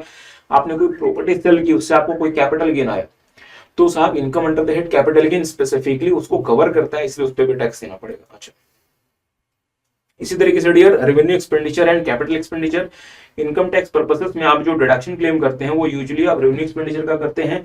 कैपिटल एक्सपेंडिचर का आपको डिडक्शन यूजुअली वन गो में अलाउ नहीं होता, कुछ केसेस में आपको कैपिटल एक्सपेंडिचर का डिडक्शन भी वन गो में मिल जाता है। जैसे फॉर एग्जांपल सेक्शन 35(a)(d) वो बोलता है कि अगर आपने अगर आपने एलिजिबल बिजनेस के लिए कोई कैपिटल एक्सपेंडिचर किया है तो आप उसका डिडक्शन वन गो में क्लेम कर सकते हैं, except land, except goodwill and financial instrument. ठीक बात है। बट नॉर्मली कैपिटल एक्सपेंडिचर के साथ क्या होता है कि आप उस पर डेप्रिसिएशन के क्लेम करते हैं ब्लॉक ऑफ एसेट बना के। अच्छा, चले फिर ये सारी की सारी बातें हो गई। अब आती है मुद्दे वाली बात, rate of taxes for different assets. ठीक बात है। अच्छा, हम चाहते तो डियर ये अभी जो हमने आधा पौना घंटा आपका टाइम लगा दिया, हम डायरेक्टली यहां से शुरू करते हैं, बट साहब कुछ बेसिक बातें भी तो आपको पता होनी चाहिए। अच्छा, तो हमने अलग अलग एसेसीज के लिए साहब क्या क्या रेट ऑफ टैक्स होगा हम उसकी बात करते हैं। सबसे पहले individual, HUF, AOP, BOI, artificial juridical person. अच्छा, ये जो लोग हैं साहब ये मतलब जितने भी पर्सन मेंशन्ड हैं इन सब के लिए section 115 BAC is the default regime. अच्छा, अगर ये लोग चाहें तो 115 बीएसी रेजिम से ऑप्ट आउट कर सकते हैं। तो इनके लिए साहब जो स्लैब रेट है वो क्या है ध्यान दीजिएगा। 115 बीएसी रेजिम में पहले 3 लाख रुपए तक नील, 3 लाख 1 से लेके 7 लाख रुपए तक 5%, 7 लाख 1 से लेके 10 लाख तक 10%, 10 लाख से 15 लाख तक की मतलब 10 लाख से 12 लाख की जो इनकम है उस पर 15%, 12 से 15 पे 20% और 15 से जो ज्यादा इनकम है उस पर 30%। जो भी आपकी इनकम है वो इस स्लैब पे टैक्स होगी। बट कौन सी इनकम? Normal income. अगर कोई एसएससी 115 बीएसी रिजीम में है और अगर उसकी कोई स्पेशल इनकम है तो वो स्पेशल रेट पे टैक्स होगी। ये जो स्लैब है डियर ये स्लैब सिर्फ और सिर्फ किसके लिए है? नॉर्मल इनकम के लिए। ठीक बात है। 3 लाख तक नील, 3 लाख से लेके 1 लाख तक 5%, 7 लाख से मतलब 3 लाख से लेके 7 लाख तक 5%, 7 से लेके 10 लाख तक 10%, 10 से 12 15%, 12 से 15 20% और 15 से जो ज्यादा होगा उस पर 30%। अच्छा, अगर आपकी इनकम 15 लाख रुपए एग्जैक्टली है डियर तो उस पर आपका टैक्स कितना बनता है? 140। और अगर आपकी इनकम 15 से ज्यादा है तो पहले 15 पे 140 और 15 से जितना ज्यादा है उसका 30%। तो उसका मतलब 140 प्लस 15 से ज्यादा वाला पोर्शन का 30%। आई होप आपको बात समझ आई। ध्यान दीजिएगा डियर ये जो स्लैब है ये हर किसी के लिए, हर इंडिविजुअल के लिए अप्लाई करेगा, चाहे वो इंडिविजुअल मेल हो, फीमेल हो, रेसिडेंट हो, नॉन रेसिडेंट हो, चाहे वो इंडिविजुअल किसी भी एज का हो, हर किसी के लिए एक ही स्लैब अप्लाई करेगा। और साथ में एचयूएफ के लिए अप्लाई करेगा, ईओपी, बीओआई और आर्टिफिशियल ज्यूरिडिकल पर्सन के लिए अप्लाई करेगा। अच्छा, आगे आते हैं। अगर आप 115 बीएसी रिजीम में रहते हैं साहब तो आपको कुछ स्पेसिफिक प्रकार के डिडक्शंस नहीं मिलेंगे। जैसे आपको एलटीसी का सेक्शन 10(5) का एग्जेम्पशन नहीं मिलेगा, आपको हाउस रेंट अलाउंस नहीं मिलेगा, आपको स्पेशल अलाउंसेस या बेनिफिट्स का डिडक्शन नहीं मिलेगा, एक्सेप्ट आपको ट्रैवलिंग अलाउंस मिल जाएगा, डेली अलाउंस मिल जाएगा, कन्वेंस अलाउंस मिल जाएगा और ट्रांसपोर्ट अलाउंस साहब जो अलाउड होता है to an employee who is blind, deaf, dumb या फिर ऑर्थोपेडिकली हैंडीकैप्ड मतलब 3200 रुपए तक इनको मिल जाएगा। बाकी आपको किसी भी तरीके का स्पेशल अलाउंस का डिडक्शन नहीं मिलेगा। और हाँ, अगर एम्प्लॉयर आपको कोई फूड या फिर नॉन एल्कोहलिक बीवरेज के लिए अगर कोई पेड वाउचर वगैरह देता है, इसका भी डिडक्शन आपको 115 BSc रिजिम में नहीं मिलेगा। ठीक बात। इसके अलावा आपको क्या क्या नहीं मिलेगा, आपको साहब बीइंग एन एमपी और एमएलए आपको डेली या फिर कॉन्स्टिट्यूएंसी अलाउंस का डिडक्शन नहीं मिलेगा। आपको क्लबिंग जो होती है 15 मतलब माइनर की इनकम की, तो सेक्शन 1032 जो 1500 रुपए का एग्जामिशन देता है वो डिडक्शन आपको नहीं मिलेगा। आपको डियर 10AA का सेज यूनिट में डिडक्शन नहीं मिलेगा। आपको सेक्शन 16 में एंटरटेनमेंट अलाउंस और प्रोफेशनल टैक्स का डिडक्शन नहीं मिलेगा। एंटरटेनमेंट अलाउंस का डिडक्शन साहब सिर्फ गवर्नमेंट एम्प्लॉय को मिलता है और ऑप्शनल रिजीम में मिलता है। तो अगर गवर्नमेंट एम्प्लॉय अगर डिफॉल्ट रिजीम में है तो एंटरटेनमेंट अलाउंस का डिडक्शन नहीं मिलेगा। प्रोफेशनल टैक्स का डिडक्शन सिर्फ और सिर्फ ऑप्शनल रिजीम में मिलता है। बट हाँ, अगर आप 115 BSc रिजीम में मतलब डिफॉल्ट रिजीम में है तो आपको स्टैंडर्ड डिडक्शन मिल जाएगा 75,000 रुपए का, इंस्टेड ऑफ मतलब 50,000। ये इस बार अमेंड हुआ है। अगर आप ऑप्शनल रिजीम में जाते हैं तो आपको स्टैंडर्ड अलाउंस, अगर आपको स्टैंडर्ड डिडक्शन 50,000 का मिलेगा, पर डिफॉल्ट रिजीम में 75,000 रुपए का। इसके अलावा आपको अगर आपने कोई लोन लिया है सेल्फ ऑक्यूपाइड प्रॉपर्टी के लिए, उस पे जो इंटरेस्ट का डिडक्शन नहीं मिलेगा, आपको एडिशनल डेप्रिसिएशन नहीं मिलेगा, आपको टी कॉफी रबर में जो आपने पैसा जमा कराया वो नहीं मिलेगा, साइट रेस्टोरेशन में अगर आपने कोई पैसा जमा कराया वो नहीं मिलेगा, साइंटिफिक रिसर्च के लिए अगर आपने कोई डोनेशन दिया है अंडर सेक्शन 35(1)(2), 2A(3) और 2AA, वो डोनेशन का पैसा भी आपको डिडक्शन के फॉर्म में अलाउड नहीं होगा। अगर आप खुद से कोई साइंटिफिक रिसर्च करते हैं तो जो आपने रेवेन्यू एक्सपेंडिचर किया है उसके लिए आप डिडक्शन 35(1)(1) में क्लेम कर लें, और जो आपने कैपिटल एक्सपेंडिचर किया उसके लिए आप डिडक्शन 35(1)(4) में क्लेम कर लें, वो तो अलाउड है। बाकी अगर आप किसी को डोनेट करते हैं साइंटिफिक रिसर्च के नाम का पैसा, वो अलाउड नहीं। आपको सेक्शन 35AD नहीं मिलेगा, वेरी इंपॉर्टेंट, स्पेशल मतलब इन्वेस्टमेंट लिंक्ड डिडक्शन जो होता है वो नहीं मिलेंगे। आपको सेक्शन 35CCC नहीं मिलेगा, जो कि नोटिफाइड एग्रीकल्चर प्रोजेक्ट्स में जो आप पैसा लगाते हैं उसका डिडक्शन आपको पीजीबीपी हेड में नहीं मिलेगा। आपको एटीसी से एटीयू नहीं मिलेंगे, एक्सेप्ट आपको एनपीएस अकाउंट मतलब एटीसीसीडी जो एम्प्लॉयर आपके एनपीएस में पैसा जमा करता है उसका डिडक्शन मिल जाएगा। सेंट्रल गवर्नमेंट जो अग्निपथ स्कीम में पैसा जमा करती है अग्निवीर के, उसका डिडक्शन मिल जाएगा एटीसीसीएच2, और साथ में न्यू एम्प्लॉयमेंट जो प्रोवाइड किया गया है एटीजेजेए वो मिल जाएगा, मतलब एटीसीसीडी2 मिल जाएगा, एटीसीसीएच2 मिल जाएगा और एटीजेजेए मिल जाएगा। इसके अलावा किसी भी और तरह का डिडक्शन एटीसीसीएटीयू में नहीं मिलेगा। तो साहब अगर आप 115 BSc रिजिम में रहते हैं तो इनमें से कोई भी डिडक्शन या कोई भी एग्जम्पशन आपको नहीं मिलेगा। सर मान लीजिए मैं इसके पिछले साल ऑप्शनल रिजिम में था, इस साल मैं 115 BSc रिजिम में कंटिन्यू करता हूं, और जब मैं ऑप्शनल रिजिम में था तो मेरे पास एडिशनल डेप्रिसिएशन का अनअब्सॉर्ब्ड पोर्शन है, मींस मेरे पास एडिशनल डेप्रिसिएशन पुराना पड़ा हुआ है जिसको मैं इस साल क्या सेट ऑफ कर सकता हूं। इस साल मैं 115 BSc रिजिम में हूं तो मुझे एडिशनल डेप्रिसिएशन तो मिलेगा नहीं, बट क्या मैं जो पुराना एडिशनल डेप्रिसिएशन अनअब्सॉर्ब्ड पोर्शन लेकर आ रहा हूं, क्या मैं इस साल उसको सेट ऑफ कर सकता हूं? इसका जवाब है नहीं कर सकते।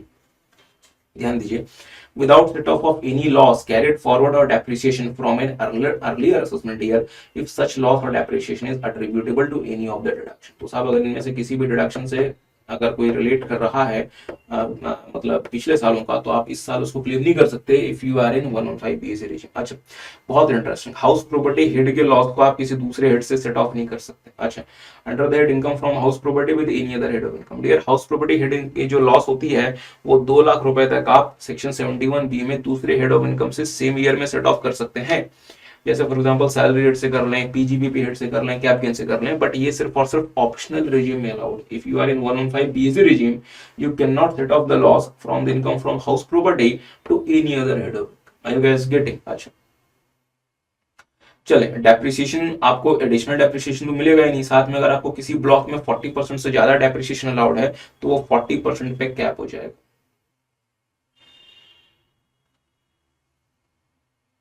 चलने, आई होप आपको बात समझ आई। हाँ, अगर आप 115 BSc रिजिम में टैक्स पे करते हैं आपके ऊपर एएमटी नहीं लगता, you are not required to pay AMT. अच्छा, एक छोटा सा क्लैरिफिकेशन देख लें साहब, clarification in respect of TDS under the default regime. अगर आप डिफॉल्ट रिजिम में साहब हैं, अगर इंप्लॉई अगर डिफॉल्ट रिजिम में है चाहे ऑप्शनल रिजिम में है, इंप्लॉयर को कैसे पता चलेगा? क्योंकि डियर इंप्लॉयर को 192 में टीडीएस करना होता है सैलरी इनकम का। तो एम्प्लॉयर को बता देना चाहिए कि वो किस रिजीम में रहना चाहता है। Employee should inform the employer, employee should give information to the employer that under which regime employee wants to be in. ठीक बात है।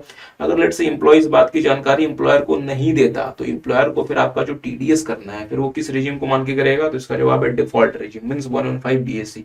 तो अगर एम्प्लॉयर को इन्फॉर्म नहीं करता कि साहब आप किस रिजीम में रहना चाहते हैं, तो एम्प्लॉयर जो है ये मानेगा कि employee remains in the default regime और अकॉर्डिंगली वो टीडीएस करेगा। ठीक बात है। अच्छा सर एक बात बताओ, क्या 115 बीएससी रिजीम कंपलसरी है? इसका जवाब है नहीं। 115 बीएससी रिजीम से आप ऑप्ट आउट कर सकते हैं।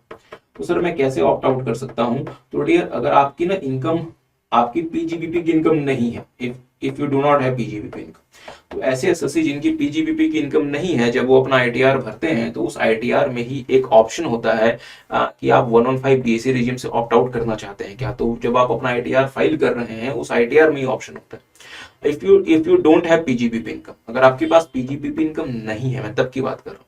तो इसका मतलब if you don't have PGBP income, तो हर साल आप आईटीआर भरते टाइम चूज कर सकते हैं कि whether you want to continue in the optional regime or you want to be in the default regime. Are you guys getting? ठीक बात है। बट अगर आपकी पीजीबीपी इनकम है, if you have PGBP income, तो आपके ऊपर बाय डिफॉल्ट तो 115 बीएससी लगेगा, बाय डिफॉल्ट तो 115 बीएससी लगेगा। अच्छा अब क्या है कि आप अगर ऑप्ट आउट करना चाहें तो आप ऑप्ट आउट कर जाएं, बट एक बार अगर आप ऑप्ट आउट कर लेते हैं तो आप ऑप्शनल रिजीम में चले जाएंगे, तो फिर आप दोबारा से 115 बीएससी रिजीम में नहीं आ सकते। बट सर ये तो ज्यादती है। तो ठीक है, एक बार आप ऑप्ट आउट कर लें, तो जिस साल आप ऑप्ट आउट कर लें उस साल तो आप ऑप्ट आउट हो चुके, इसके बाद अगर आप आना चाहें तो आप 115 बीएससी रिजीम में आ जाए। बट एक बार आप फिर से अगर आप दोबारा से 115 बीएससी रिजीम में ऑप्ट आउट करने के बाद आ गए, तो अब आपके लिए ऑप्ट आउट का रास्ता बंद हो गया, फिर आप ऑप्ट आउट नहीं कर सकते। मतलब सर, मतलब if you have the income under that PGBP, you have an option to opt out from 115 BSC. But एक बार अगर आप ऑप्ट आउट करते हैं साहब, तो आप हर साल के लिए फिर आप सारे असेसमेंट ईयर के लिए बाहर हो गए। आपके पास ये ऑप्शन नहीं है कि आप हर साल चूज करें कि मैं 115 बीएससी में रहूं या बाहर जाऊं। And if you opt out from 115 BSc, आप फिर दोबारा एक बार एंटर कर जाओ, और एक बार अगर आप एंटर कर गए फिर आप कभी ऑप्ट आउट नहीं कर सकते। मींस बाहर निकलने का भी एक बार मौका है, और बाहर निकल गए और फिर एंटर कर गए फिर बाहर निकलने का मौका नहीं। ठीक है। अच्छा चले फिर आगे बढ़ते हैं साहब। अच्छा तो ये तो बात हुई साहब डिफॉल्ट रिजीम की, बट डिफॉल्ट रिजीम के अलावा आपके पास ऑप्शनल रिजीम भी है। ऑप्शनल रिजीम में आपका स्लैब रेट क्या है? अगर आप इंडिविजुअल एचयूएफ, एओपी, पीओआई या फिर आर्टिफिशियल जुरिडिकल पर्सन है तो 2.5 लाख रुपए तक निल, 2.5 से 5 लाख रुपए तक 5%, 5 से 10 लाख रुपए तक 12,500 प्लस 20%, और अगर 10 लाख से ज्यादा है तो 12,500 प्लस 30%। तो पहले 2.5 लाख तक निल, 2.5 से लेके 5 लाख तक 5%, मतलब 2.5 लाख का 5% मतलब 12,500। 5 लाख से लेके 10 लाख तक 20%, मतलब 1 लाख, और अगर 10 लाख से आपकी इनकम ज्यादा है तो 12,500 प्लस 30%। तो मान लीजिए अगर किसी की इनकम अगर 12 लाख रुपए, अगर मान लीजिए किसी की इनकम 15 लाख रुपए है, तो अगर वो डिफॉल्ट रिजीम में टैक्स पे करता है तो उसका टैक्स बनता है 1,40,000 रुपए। हाँ हेल्थ एंड एजुकेशन से उसको भी छोड़ दें। बट अगर वो ऑप्शनल रिजीम में टैक्स पे करता है तो उसका टैक्स कितना बनता है? 1,12,500 प्लस 30%, जो भी 10 लाख से ज्यादा है, मतलब 5 लाख इंटू 0.3 प्लस 1,12,500, तो साहब इस पर टैक्स बनता है 2,62,500। क्या मेरी बात समझ पाए? तो अगर आप डिफॉल्ट रिजीम में रहते हैं साहब तो आपका जो टैक्स बनता है वो बनता है 1,40,000, और अगर आप ऑप्शनल रिजीम में आते हैं तो आपका टैक्स बनता है 2,62,500। अच्छा तो ये जो स्लैब है डियर, ये अप्लाई करता है इंडिविजुअल एचयूएफ के लिए, चाहे मेल हो चाहे फीमेल हो, चाहे रेजिडेंट हो चाहे नॉन रेजिडेंट हो, या एओपी, पीओआई और आर्टिफिशियल जुरिडिकल पर्सन के लिए। अगर आप एक रेसिडेंट इंडिविजुअल हैं 60 साल या उससे ज्यादा at any time during the previous year, तो any time during the previous year का मतलब अगर हम प्रीवियस ईयर 24-25 की बात करते हैं तो 1/4/24 से 31/3/25 के बीच में कभी भी, 1/4/24 से 31/3/25 के बीच में कभी भी अगर आप 60 साल या इससे ज्यादा के हो गए और अगर आप रेसिडेंट हैं तो आपके लिए जो स्लैब अप्लाई करेगा वो ये वाला अप्लाई करेगा। तो सर इसमें अंतर क्या है? पहले 3 लाख तक निल, 3 से 5%, 5 लाख से लेके 10 लाख 10,000 प्लस 20%, और अगर 10 लाख से ज्यादा है तो 1,10 प्लस 30%, मतलब आपको 50,000, मतलब पहले 2.5 लाख तक निल था, अब 3 लाख तक निल है, मतलब 2,500 रुपए का बेनिफिट होगा। अगर आप एक सुपर सीनियर सिटीजन है, मतलब अगर आप इस प्रीवियस ईयर में कभी भी 80 ईयर्स के हो जाते हैं, 1/4/24 से 31/3/25 के बीच में अगर आप कभी भी 80 ईयर्स के हो जाते हैं तो पहले 5 लाख तक आपका जो टैक्स पेबल है डेट वुड बी, 5 से 10 लाख 20%, और अगर 10 लाख से ज्यादा है तो 1 लाख प्लस 30%। आई होप आपको बात समझ आई। अच्छा, पर ये जो स्लैब है डियर, ये जो दो स्लैब है, ये कब अप्लाई करेगा? When you are a resident, you are a resident. अगर मान लीजिए एक नॉन रेसिडेंट है 85 ईयर्स के, और अगर वो ऑप्शनल रिजीम में रहते हैं तो उनके लिए कौन सा स्लैब है? पहला वाला। और अगर वो डिफॉल्ट रिजीम में रहते हैं तो उनका स्लैब पहले 3 लाख नील, 3 लाख से लेकर 7 लाख 5%। ठीक बात है। अच्छा सर एक बात बताओ, eight any time during the previous year का मतलब क्या होता है? जैसे मान लीजिए अगर मेरा जन्मदिन 1 अप्रैल को होता है, तो मैं 1 साल कंप्लीट हो जाऊंगा, ये कब माना जाएगा? अगले साल के 1 अप्रैल को या 31 मार्च को? मतलब सर अगर मेरा जन्मदिन 1 अप्रैल 2024 को हुआ है, तो 1 साल का मैं कब माना जाऊंगा? 1 अप्रैल 2025 को या 31 मार्च 2025 को? क्या बात समझ आई? अगर मेरा जन्मदिन 1 अप्रैल 2024 को है, तो मैं 1 साल का कब मान लिया जाऊंगा? 1 अप्रैल 2025 को या 31 मार्च 2025 को? सर अगर आप टेक्निकली देखोगे तो 1 साल के तो आप 1 अप्रैल 2025 को ही होगे, पर लॉ पर्पसेस के लिए हम ये मान लेंगे कि आप 31 मार्च 2025 को ही 1 साल की कंप्लीट हो। ध्यान दीजिएगा साहब, सुप्रीम कोर्ट ने एक बहुत इंपॉर्टेंट जजमेंट में क्या बोला है, ध्यान दीजिएगा। अच्छा, any specified age in law is to be computed as having been attended on a day preceding the anniversary और बर्थडे। तो जब भी आपकी एनिवर्सरी या बर्थडे आएगी, मींस 1 अप्रैल 2025 को आपका बर्थडे है, उसके एक दिन पहले ही मान लो कि आप उस साल को पूरे हो चुके हो। ठीक बात है। तो इसका मतलब क्या हुआ? तो सर अगर आपका जन्मदिन, बहुत ध्यान से, अगर अगर किसी पर्सन का जन्मदिन 1/4 अगर किसी पर्सन का जन्म हुआ है 1/4/1965 को, 1/4/1965, तो वो 60 साल के होते हैं अगर आप टेक्निकली देखोगे 1/4/2025। अगर किसी पर्सन का जन्म 1/4/65 को हुआ है तो वो 60 साल के होते हैं 1/4/2025 को। तो अगर आप 60 साल के 1/4/2025 को होते हैं तो साहब 31/3/2025 तो निकल गया, तो आप प्रीवियस ईयर 24-25 में हायर स्लैब का बेनिफिट क्लेम नहीं कर सकते। बट सुप्रीम कोर्ट के जजमेंट के हिसाब से भले आपका जन्मदिन 1/4/25 को है, हम ये मान लेंगे कि आपने 60 साल 31/3/25 को अटेन कर लिया और आप प्रीवियस ईयर 24-25 में ही 60 साल के हो गए, और अकॉर्डिंगली आप हायर स्लैब का बेनिफिट क्लेम कर सकते हैं। ठीक बात है साहब। अच्छा, तो अगर किसी का जन्मदिन 1/4/65 को हुआ है, then he is eligible to claim the benefit of higher slab in the previous year 24-25। और अगर 1/4/65 से पहले हुआ है तब तो आप बहुत आसानी से क्लेम कर सकते हैं, बट हाँ अगर 1/4/65 से बाद हुआ है तो आप क्लेम नहीं कर सकते 24-25 में। चले फिर आगे बढ़ते हैं। अच्छा, क्वेश्चंस को भी जरूर से घर पे देखें।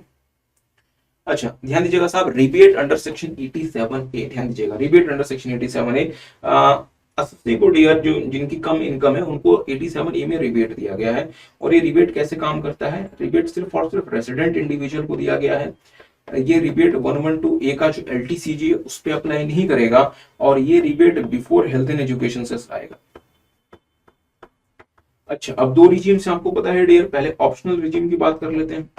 अगर एसएससी की टोटल इनकम ऑप्शनल रिजीम में 5 लाख रुपए तक है तो एसएससी को 12,500 रुपए या 100% of tax which ever is less उसका रिबेट मिल जाएगा। जैसे मान लीजिए एसएससी की इनकम 4.5 लाख रुपए, किसी एसएससी की इनकम 4.5 लाख रुपए, तो उसका टैक्स पेबल कितना है सर? 4.5 लाख रुपए में पहले 2.5 लाख निल, इसके बाद 5% मतलब 10,000 रुपए। तो जो 10,000 रुपए का जो टैक्स पेबल है, इसमें से 87A का रिबेट माइनस करते हैं 10,000 रुपए, तो जो टैक्स पेबल होगा वो हो जाएगा निल। अगर मान लीजिए एसएससी की इनकम 5.5 लाख रुपए है तो रिबेट नहीं मिलेगा, क्योंकि इनकम 5 लाख से एक्सीड करने पे रिबेट नहीं मिलता। अच्छा, दूसरा, अगर एसएससी डिफॉल्ट रिजीम में है तो क्या होगा? If SSC is in default regime, तो एसएससी की इनकम 7 लाख रुपए तक है, अगर एसएससी की इनकम 7 लाख तक है तो 25,000 रुपए तक का टैक्स जो है वो रिबेट में मिल जाएगा, या 100% ऑफ टैक्स विच एवर, तो 25,000 रुपए तक आपको रिबेट मिल जाएगा। पर अगर आपका टैक्स 25,000 से कम है तो जितना भी टैक्स है उतना आप रिबेट लो। बट अगर एसएससी की टोटल इनकम 7 लाख से ज्यादा है, अगर एसएससी की टोटल इनकम 7 लाख से ज्यादा है तो एसएससी को रिबेट नहीं मिलेगा, एसएससी को रिबेट नहीं मिलेगा। बट सर ये तो गलत बात है, मेरी टोटल इनकम 7 लाख से 1,000 रुपए ज्यादा है, 7 लाख 1,000, क्या आप मुझे कुछ भी रिबेट नहीं दोगे? ठीक है, हम आपको, अगर आपकी टोटल इनकम 7 लाख से थोड़ी सी ज्यादा है, मार्जिनली ज्यादा है, तो हम आपको रिबेट देंगे। बट कितना रिबेट देंगे? 100% ऑफ टैक्स। जो भी आपका टैक्स बनता है ऑन दी टोटल इनकम, उतना रिबेट नहीं देंगे, minus total income minus 7 lakh. मतलब जो भी आपका टैक्स बनता है उतना पूरा रिबेट नहीं देंगे, उस टैक्स में से जो आपने 7 लाख से ज्यादा इनकम कमाई है, वो तो इनकम कमा ली ना साहब, तो वो तो आपके पास पैसे आ गए, तो उस पे किस चीज का रिबेट मांग रहे हो। तो अगर एसएससी की टोटल इनकम 7 लाख तक है तो 100% ऑफ टैक्स रिबेट है 25,000 रुपए तक। और अगर एसोसी की टोटल इनकम 7 लाख से ज्यादा है तो हम 100% ऑफ टैक्स पेबल रिबेट नहीं देंगे, 100% of tax payable minus total income जो 7 लाख से ज्यादा है उसे 100% ऑफ टैक्स में से घटा दो, क्योंकि वो तो पैसे आपने कमा लिए, तो जो बैलेंस बचेगा वो रिबेट हो जाएगा। ठीक बात है। अच्छा, एक छोटा सा क्वेश्चन देख लें मेरे साथ साथ। Calculate the tax payable by mister A, a resident of 40 years under default regime. अगर इनकी इनकम है 6,50,000, अगर इनकी इनकम साहब अगर 650 है, उसमें टैक्स कितना बनता है? पहले 3 लाख निल, फिर 3.5 लाख का 5%, तो 3.5 लाख का 5% बोले तो 17,500, तो 17,500 मतलब पूरा 25,000 तक रिबेट है, मतलब पूरा 17,500 रिबेट ले लो, मतलब टैक्स पेबल इज निल। क्या मेरी बात समझ पाए? अच्छा, अगर इनकम इनकम है 7,15,000 रुपए, मतलब 7 लाख से ज्यादा, तो 7,15 पे टैक्स कितना बनता है सर? पहले 3 लाख निल, 3 से लेके 7 लाख 5% मतलब 20,000, और 15,000 पे 10% बोले तो 1,500, मतलब 21,500। तो ये आपका टैक्स पेबल है। तो सर इसमें रिबेट कितना मिलेगा? Minus rebate. एसएससी तो चाहेगा कि पूरा ही 21,500 रिबेट दे दो, बट साहब अगर पूरा ही सरकार रिबेट दे देगी तो फिर सरकार कैसे चलेगी? तो हमने कहा रिबेट आपको हम पूरा तो नहीं देंगे, हाँ आपका जो टैक्स है 21,500, इसमें से आपने 7 लाख से जितना ज्यादा कमाया वो तो आपने कमा लिया ना, फिर उसका रिबेट किस बात का मांग रहे हो? मतलब 15,000 जो एक्स्ट्रा कमाया वो रिबेट क्यों मांग रहे हो? तो रिबेट आपको सिर्फ कितना मिलेगा? 6,500। रिबेट कितना मिलेगा? 6,500 का। और आपका टैक्स पेबल कितना बनेगा? 15,000 प्लस 4%, मतलब 15,600 रुपए। क्या मेरी बात समझ पाए? टैक्स पेबल कितना बनेगा? 15,600। क्या आप साहब ये 7-15 पे रिबेट का कैलकुलेशन समझ पाए? 7-15 पे जो भी आपका टैक्स बनता है उस टैक्स में से आपको रिबेट कितना मिलेगा? 7 लाख से जितना ज्यादा कमाया, मतलब 15,000 जो आपने ज्यादा कमाया, वो तो रिबेट नहीं मिल सकता ना, because you have already earned it. Then how can you expect from the government to give it as a rebate to you? ठीक बात है। तो आपका टैक्स बन गया 15,600। अच्छा, आगे आते हैं साहब surcharge. Very very very important surcharge. ध्यान दीजिएगा साहब, सरचार्ज का फंडा समझिए। अच्छा, पहले क्या होता था? पहले मतलब 2019 से पहले individual, HUF, AOP, BOI, artificial juridical person, इनके लिए सरचार्ज का फंडा बड़ा सिंपल था। 50 लाख तक की इनकम है कोई सरचार्ज नहीं, 50 लाख से लेके 1 करोड़ तक की इनकम है 10% सरचार्ज, 1 करोड़ से ज्यादा की इनकम है जो भी टैक्स बनता है उसका 15% सरचार्ज, बात खत्म। मतलब अगर किसी पर्सन ने 100 करोड़ रुपए कमाए तो उस पर जो टैक्स बनेगा उसका 15% सरचार्ज। मीन्स 50 लाख तक कोई सरचार्ज नहीं, 50 से लेके 1 करोड़ 10%, और 1 करोड़ से ज्यादा 15%। Very simple. अच्छा, हुआ क्या? 2019 में सरकार के ऊपर प्रेशर पड़ा कि साहब सुपर रिच लोगों को टैक्स करो, मतलब सुपर रिच टैक्स लगाओ, मतलब जो अमीर लोग हैं उनसे ज्यादा टैक्स लो। तो सरकार ने कहा ठीक है, अमीर लोगों से हम ज्यादा टैक्स लेंगे, बट अमीर लोगों से ज्यादा टैक्स लेने के लिए हमने टैक्स रेट चेंज नहीं करना, हमने सरचार्ज का रेट चेंज कर देना। तो इन्होंने क्या कहा कि जो 15% का जो रेट है हम उसको बढ़ा के 25% और 37% कर देंगे। मतलब 1 करोड़ से लेके 2 करोड़ तक 15%, 2 करोड़ से लेके 5 करोड़ तक 25%, और 5 करोड़ से ज्यादा अगर आपकी इनकम है तो उस पर 37% का सरचार्ज लगेगा। ठीक बात है। तो पहले जो ये 3 रेट होते थे, निल, 10% और 15%, इन्होंने इसको बढ़ा के क्या कर दिया?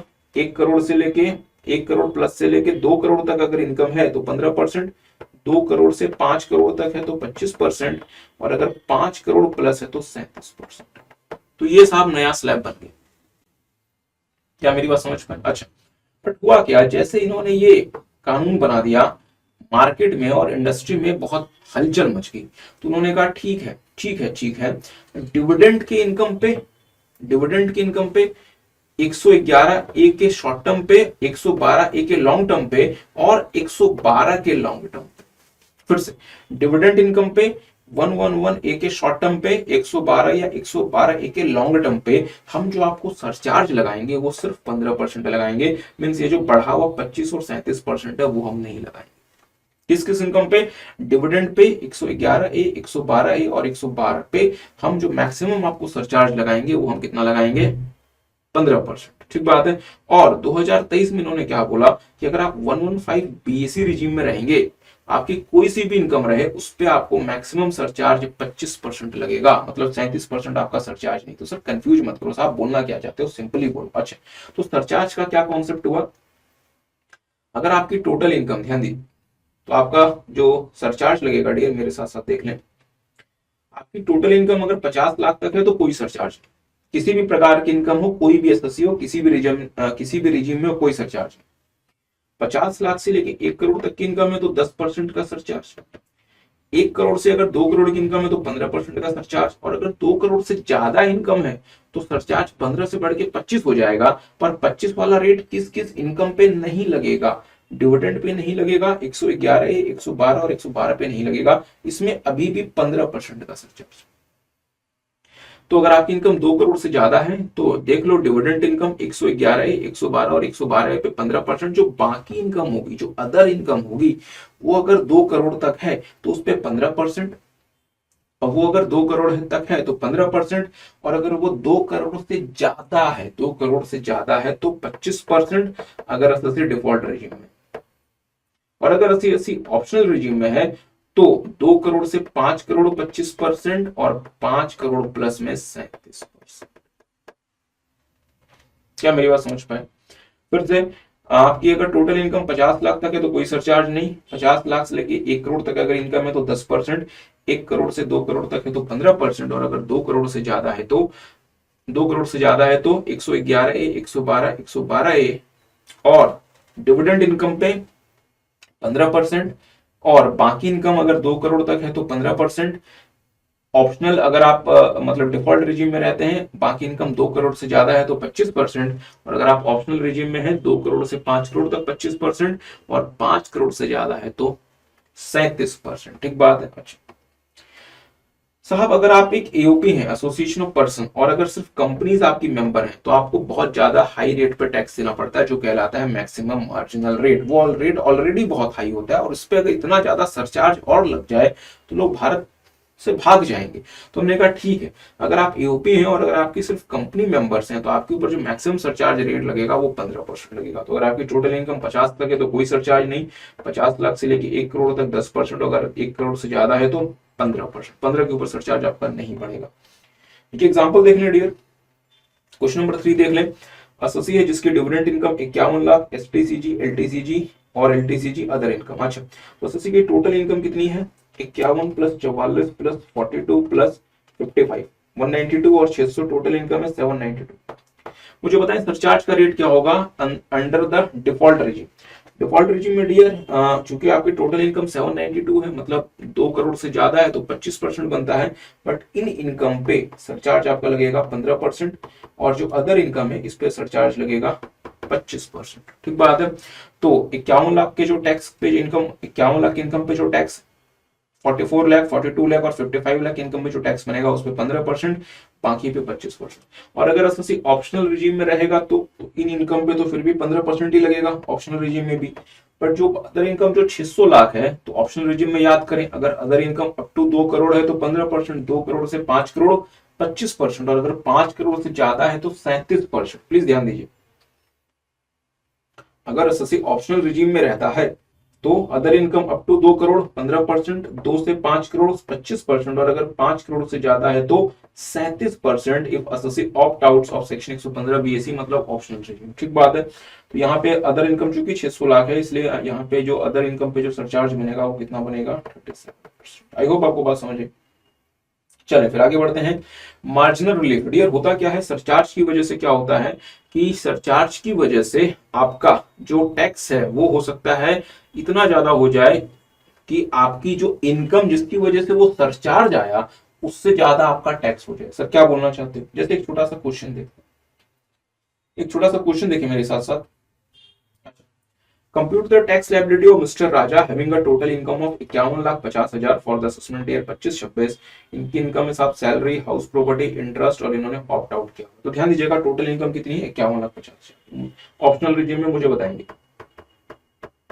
मुझे बताया टैक्स कितना बनता है ऑप्शनल रिजीम में, 51,50,000 में टैक्स कितना बनता है? सर टैक्स बनता है 10 लाख रुपीज तक 1/12/500, उसके ऊपर 30%। अच्छा, ये बनता है 13,57,500 और इसमें ऐड कर दें सरचार्ज, क्योंकि इनकम आपकी 5 लाख मतलब 50 लाख को क्रॉस कर गई, तो 135750। अच्छा, बट आप इस बात को अगर समझें तो साहब आपकी जो इनकम है वो 50 लाख से थोड़ी सी बढ़ी है, 50 लाख से 51,50,000 हुई है, बट सरचार्ज आपका पूरे टैक्स पे लग गया।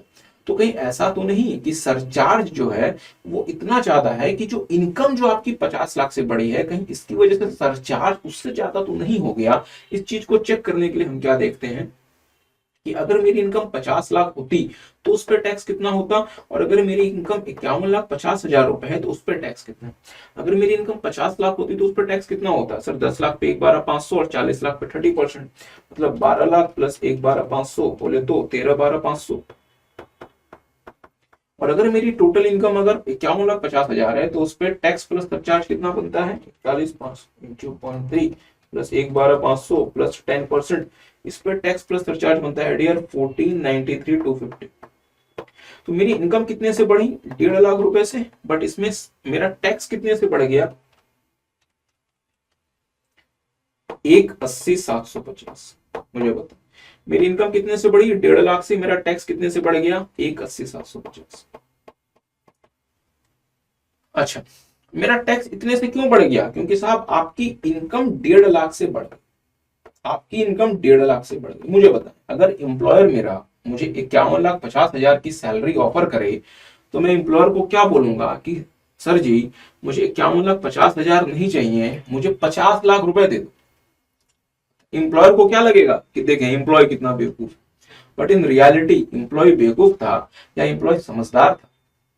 सर एम्प्लॉय को पता था कि जैसे एम्प्लॉयर उसे 1.5 लाख रुपए ज्यादा सैलरी देगा, उसे 1,80,750 रुपए का ज्यादा टैक्स देना पड़ जाएगा। मतलब एम्प्लॉयर से जो उसे 1.5 लाख रुपए की ज्यादा सैलरी मिल रही है, वो पूरी सैलरी उसे सरकार ले लेगी एज अ टैक्स। सिर्फ यहां तक बात नहीं रुकेगी, सरकार उससे 30,750 रुपए और ले लेगी एज अ टैक्स। मुझे बताएं, तो एम्प्लॉय कौन सा एम्प्लॉय होगा जो एम्प्लॉयर को बोलेगा कि आप मुझे 51,50,000, तो एम्प्लॉय तो बोलेगा साहब मुझे 50 लाख रुपए दे दो, I am happy with this, I am happy with this. क्या मेरी बात समझ पाए? तो ये तो सर जी फिर ये तो गलत बात हो गया ना। तो सरकार कहती है नहीं साहब हम ना इतने जालिम नहीं है, हम आपके साथ ऐसा नहीं होने देंगे, तो हम आपसे एक्स्ट्रा तो लेंगे, बट एक्स्ट्रा सिर्फ कितना लेंगे, जितनी आपकी 50 के ऊपर इनकम जाती है, मतलब 1.5 लाख, उसके ऊपर हम आपसे नहीं लेंगे, उसको हम आपको रिलीफ दे देंगे। तो हम आपको रिलीफ कितना देंगे, अच्छा इंक्रीज इन टैक्स कितना है साहब, 180,750, और इंक्रीज इन इनकम कितनी है जिसकी वजह से सरचार्ज आया, 150। तो क्या यहाँ पे increase in tax is more than increase in income which causes the surcharge, हाँ सर। तो कितना ज्यादा है, 30,750। तो ये जो 30,750 है डियर, ये आपका क्या बन गया, मार्जिनल रिलीफ। ये आपका क्या बन गया, मार्जिनल। ठीक बात है। तो देखेंगे डियर, 30,750 आपका बन गया मार्जिनल रिलीफ। तो आपका टैक्स पेबल कितना बनेगा, माइनस मार्जिनल रिलीफ 30,750, तो आपका टैक्स बिल बनता है 15,21,000। आई होप डियर आपको बात समझ आई और आपको मार्जिनल रिलीफ का फंडा समझ आया। हाँ, ये क्वेश्चन जरूर से घर पे ट्राई करें, और हाँ प्रैक्टिस बुक में भी हमने काफी सारे क्वेश्चन दिए, उसको भी घर पे ट्राई करें। चलिए फिर आगे बढ़ते हैं। अगला जो सी हमारा वो है फर्म एलएलपी लोकल अथॉरिटी। इनके ऊपर फ्लैट 30% का टैक्स लगता है, और अगर इनकी टोटल इनकम 1 करोड़ से ज्यादा है तो सरचार्ज 12% के रेट पे इनको देना पड़ता है, और हाँ मार्जिनल रिलीफ अवेलेबल होता है। कोऑपरेटिव सोसाइटी के लिए नॉर्मल जो स्कीम है साहब, उसमें टैक्स का क्या रेट है, अगर इनकी टोटल इनकम 10,000 तक है तो 10%, 10,000 से लेकर 20,000 तक है तो 1,000 प्लस 20%, जो भी इनकम आपकी 10,000 से ज्यादा है उसका 20%, और 10,000 पहले 10,000 का 10% के हिसाब से 1,000। और अगर इनकी टोटल इनकम 20,000 से ज्यादा है तो पहले 10,000 का 10% के हिसाब से 1,000, अगले 10,000 का 20% के हिसाब से 2,000, मतलब 3,000 प्लस 30%। अच्छा, इनके ऊपर मतलब सरचार्ज का मैकेनिज्म क्या है, टोटल इनकम अगर इनकी 1 करोड़ तक है तो कोई सरचार्ज नहीं, 1 करोड़ से लेके 10 करोड़ तक है तो 7%, और अगर 10 करोड़ से ज्यादा है तो 12%, और अकॉर्डिंगली इनको मार्जिनल रिलीफ भी मिल जाएगा। डिफरेंट कोऑपरेटिव सोसाइटीज के लिए दो ऑल्टरनेट टैक्सेशन रिजीम है, 115 बीएडी और 115 बीए।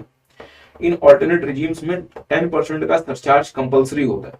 ये जो सरचार्ज है डियर, ये इनकम के बेसिस पे लगता है, means depending upon the level of income. But अगर अगर कोऑपरेटिव सोसाइटी 115 बीएडी या 115 बीए किसी भी रिजीम में जाती है तो वहां पे 10% का कंपलसरी सरचार्ज, उसमें ये जो सरचार्ज है ये इनकम के बेसिस पे नहीं है, that is a compulsory surcharge. एक बात है, तो इस पे ये जो सरचार्ज है 10% का, चूंकि ये इनकम लेवल पे डिपेंडेंट नहीं है इसलिए इस पे मार्जिनल रिलीफ नहीं मिलेगा।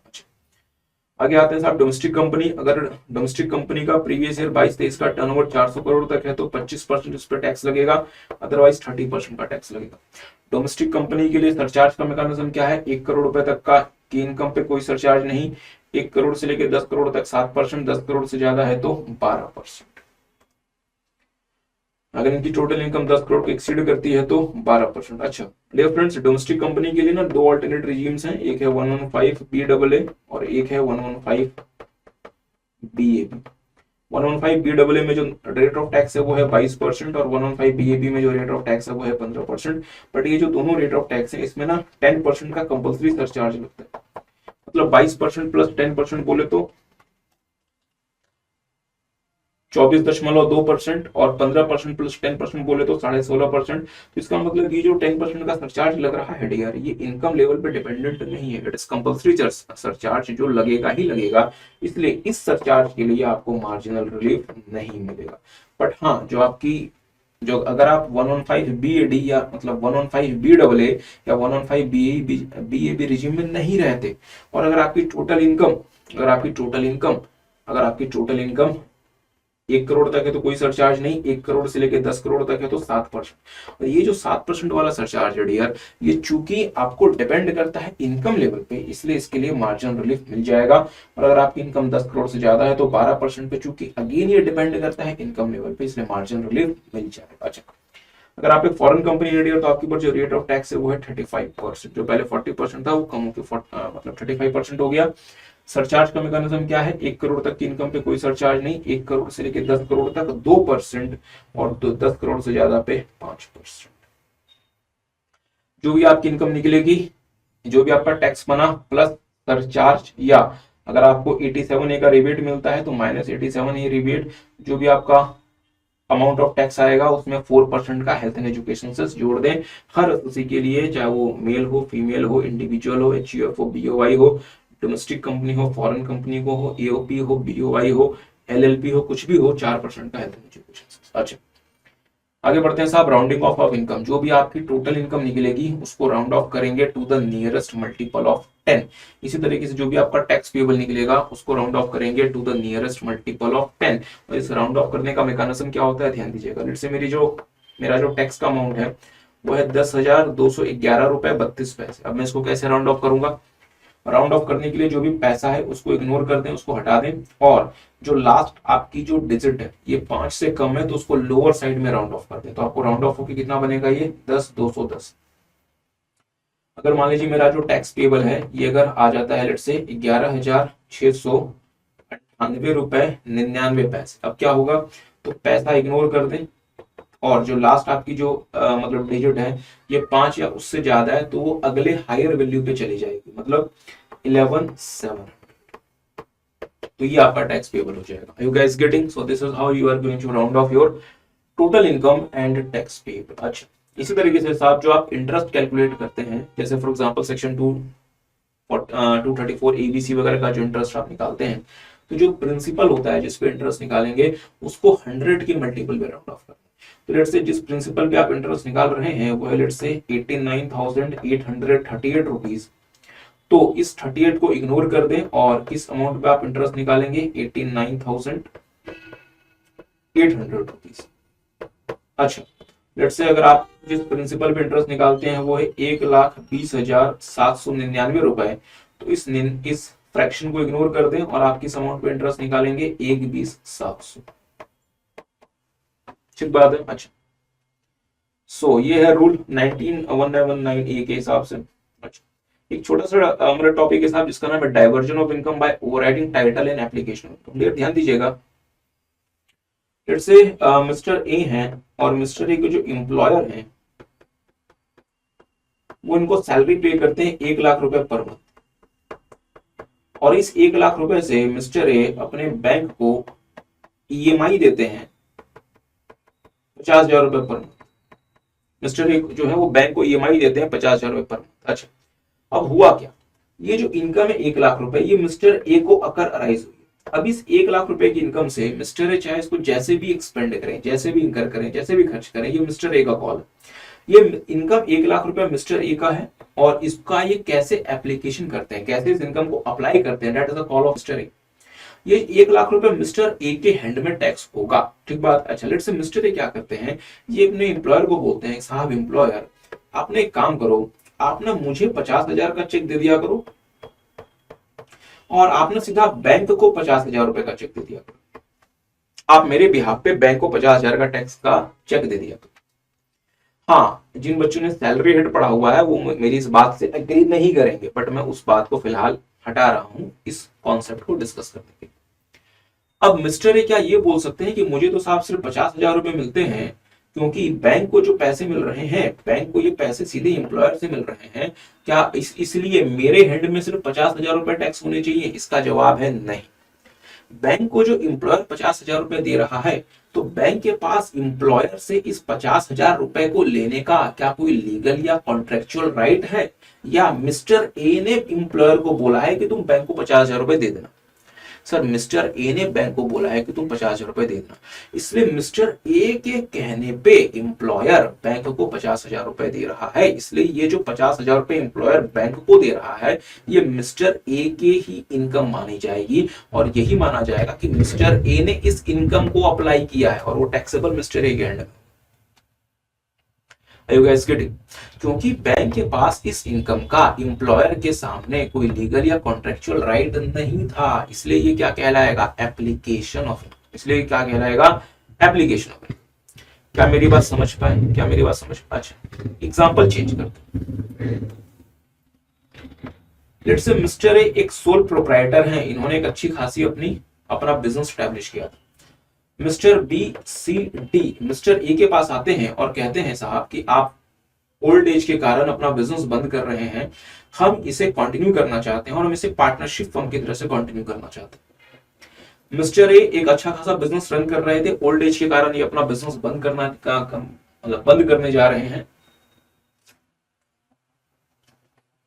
बीसीडी इनके पास जाते हैं और कहते हैं मिस्टर ए आप तो अपना बिजनेस बंद कर दोगे, एक काम करो आप ये बिजनेस हमें कंटिन्यू करने दो, क्योंकि आपने ये बिजनेस काफी समय से किया, आपकी मार्केट में गुडविल है तो उसका हमें फायदा हो जाएगा, हम इस बिजनेस को एज अ पार्टनरशिप कंटिन्यू करेंगे, आप हमें ये कंटिन्यू करने दो। एक बात है, मिस्टर ए क्या बोलते हैं, मैं आपको ये बिजनेस कंटिन्यू करने देना अलाउ करता हूं, प्रोवाइडेड आप हर महीने 20,000 रुपए मिसेस ए को पे करेंगे। आप हर महीने 20,000 रुपए मिसेस ए को पे करेंगे, चाहे आपके प्रॉफिट हो चाहे आपका लॉस हो, इट इज इमटेरियल। हर महीने आपको अपने इनकम में से 20,000 रुपए मिसेस ए को देना है। अगर आप इस बात का एग्रीमेंट करेंगे, कॉन्ट्रैक्ट में हम लिखेंगे, और अगर आप इस चीज को एग्री करेंगे तो ही मैं अपना बिजनेस आपको कंटिन्यू करने दूं। तो इन्होंने एग्री किया और जो बीसीडी पार्टनरशिप फर्म है ये हर महीने 20,000 रुपए मिसेस ए को पे करती है। अब मुझे बताएं, बीसीडी पार्टनरशिप फर्म जो हर महीने 20,000 रुपए मिसेस ए को दे रही हैं, ये बीसीडी पार्टनरशिप फर्म के हैंड में एप्लीकेशन ऑफ इनकम बोला जाएगा या डाइवर्जन ऑफ इनकम बोला जाएगा? मुझे बताएं, मिसेस ए जो 20,000 रुपए पार्टनरशिप फर्म बीसीडी से ले रही हैं, मिसेस ए के पास इस 20,000 रुपए का क्या एक लीगल या कॉन्ट्रेक्चुअल राइट है बीसीडी के ऊपर? हाँ सर, क्योंकि बीसीडी ने जो कॉन्ट्रैक्ट किया हुआ है मिस्टर ए के साथ, उस कॉन्ट्रैक्ट में लिखा हुआ है कि 30,000 रुपए हर महीने मिसेस ए को बीसीडी फर्म को देना है। So Mrs A has a contractual right, contractual priority over this 20,000 rupees in partnership firm BCD. इसलिए ये जो 20,000 रुपए बीसीडी फर्म जो मिसेस ए को देंगे साहब, ये क्या बन जाएंगे? Diversion of income by overriding title. और ये जो 20,000 है ये सिर्फ मिसेस ए के हैंड में टैक्स होंगे, और बीसीडी पार्टनरशिप हमको इस 20,000 का डिडक्शन मिल जाएगा, ये मिसेस ए के हैंड में टैक्स हो जाएगा। ठीक बात है? अच्छा, तो डियर अगर आपको टैक्स प्लानिंग करनी है तो आपको क्या करना चाहिए, आपको करना चाहिए एप्लीकेशन ऑफ इनकम नहीं, diversion of income by overriding title. चले तो मेरे साथ साथ देख लें, when there is a diversion of income at source by overriding title such diverted income can not be tax in the hands of the person who claim such diversion. तो यहाँ पे जो 20,000 रुपए मिसेस ए को मिल रहे हैं, कि 20,000 रुपए पार्टनरशिप फ्रॉम बीसीडी के हैंड में टैक्स नहीं होंगे, ये सिर्फ मिसेस ए के हैंड में tax. However, where income has occurred or arises in the hands of an associate, its subsequent application will not affect the tax liability of the person, and such applied income shall be considered as income of such person। मतलब क्या हुआ कि mister A को 1 लाख रुपए की salary मिल रही थी, 1 लाख में से ये 50,000 रुपए बैंक को ईएमआई दे रहे हैं, तो क्या ये बोल सकते हैं साहब कि मुझे तो सिर्फ 50,000 मिल रहे हैं, 50,000 तो बैंक को जा रहे हैं, इसलिए मेरे हैंड में सिर्फ 50,000 टैक्स करो? नहीं। एक बार पूछो कि पूरी की पूरी सैलरी मिस्टर ए के हैंड में अकराराइज हो रही है, इसके बाद इसको ये कैसे यूज करते हैं, कैसे अप्लाई करते हैं, it is a call of mister A. ठीक बात है। अच्छा, और हाँ, टैक्स प्लानिंग पर्पसेस के लिए डियर आपको क्या करना चाहिए, for tax planning purposes diversion of income at source is a better. चलिए फिर आगे बढ़ते हैं। क्लासिफिकेशन ऑफ कंपनी, जो हम आपके साथ कंपनी उसी की बात कर रहे थे, वो कंपनी देख लें। अच्छा, आप कंपनी को ना आप ना अलग अलग तरीके से क्लासिफाई कर सकते हैं। एक होता है nature based. Nature based company में हम कंपनी को क्लासिफाई कर सकते हैं डोमेस्टिक कंपनी या फिर फॉरेन कंपनी, और दूसरी होती है ओनरशिप बेस्ड, तो उसे हम क्लासिफाई कर सकते हैं वाइडली हेल्ड कंपनी और क्लोजली हेल्ड कंपनी। मेरी बात बड़ी ध्यान दीजिएगा, इंडियन कंपनी तो हम सबने सुनी है, इंडियन कंपनी। इंडियन कंपनी कौन सी कंपनी होती है सर? ऐसी कंपनी जो इंडिया में जो कंपनीज एक्ट है उसके हिसाब से बनी हो, दैट इज इंडियन कंपनी। क्या मेरी बात समझ पाए? अच्छा, और आपसे ज्यादा इसको बेहतर कौन समझ सकता है, क्योंकि आपने लॉ पढ़ा हुआ, you have studied the company law. अच्छा, क्या देखा गया डियर कि बहुत सारे बहुत सारी कंपनीज ऐसी हैं हमारे देश में जिसका मेन बिजनेस इंडिया में, बहुत सारी कंपनीज ऐसी हैं जिनका मेन बिजनेस इंडिया में, जिनका हेड ऑफिस इंडिया में है, जो अपना शेयर होल्डर का रजिस्टर इंडिया में रखती हैं, जो अपना एजीएम इंडिया में करती हैं, जो अपना एजीएम इंडिया में करती हैं, और जो डिविडेंड वगैरह भी इंडिया में डिक्लेयर करती हैं। पर इन्होंने अपना इनकॉर्पोरेशन इंडिया में नहीं कराया होगा, इंडिया के बाहर कराया होगा, पर सारा का सारा काम ये इंडिया में करती हैं। तो सर फिर इन्होंने अपना इनकॉर्पोरेशन इंडिया के बाहर क्यों कराया? क्योंकि साहब यहाँ पे उनको टैक्स का कुछ बेनिफिट मिल रहा था, इन्होंने उस चक्कर में अपना इनकॉर्पोरेशन, या इनको फेवरेबल लॉज मिल रहे थे, अपना इनकॉर्पोरेशन इंडिया के बाहर करा लिया। मुझे बताएं, आयरलैंड जैसे देश में साहब सिक्रेसी लॉज है, मतलब आप पैसे कहां से कमा रहे हैं, कहां से आप पैसे लगा रहे हैं, आपको ये चीजें डिस्क्लोज नहीं करनी पड़ती। हाँ, अब इसमें चेंजेस आ गए हैं, बट ऐसे लॉज होते हैं बहुत जगह। बट इंडिया में ऐसे कोई सिक्रेसी लॉज नहीं है, आपको सब कुछ आपको गवर्नमेंट को इन्फॉर्म करना पड़ेगा, सारा कुछ आपको रिपोर्ट करना पड़ता है। तो मैं, हो सकता है कि इन लॉज के चक्कर में किसी और देश में अपना इनकॉर्पोरेशन करवा लूं, जबकि मेरा पूरा बिजनेस इंडिया में। You guys getting?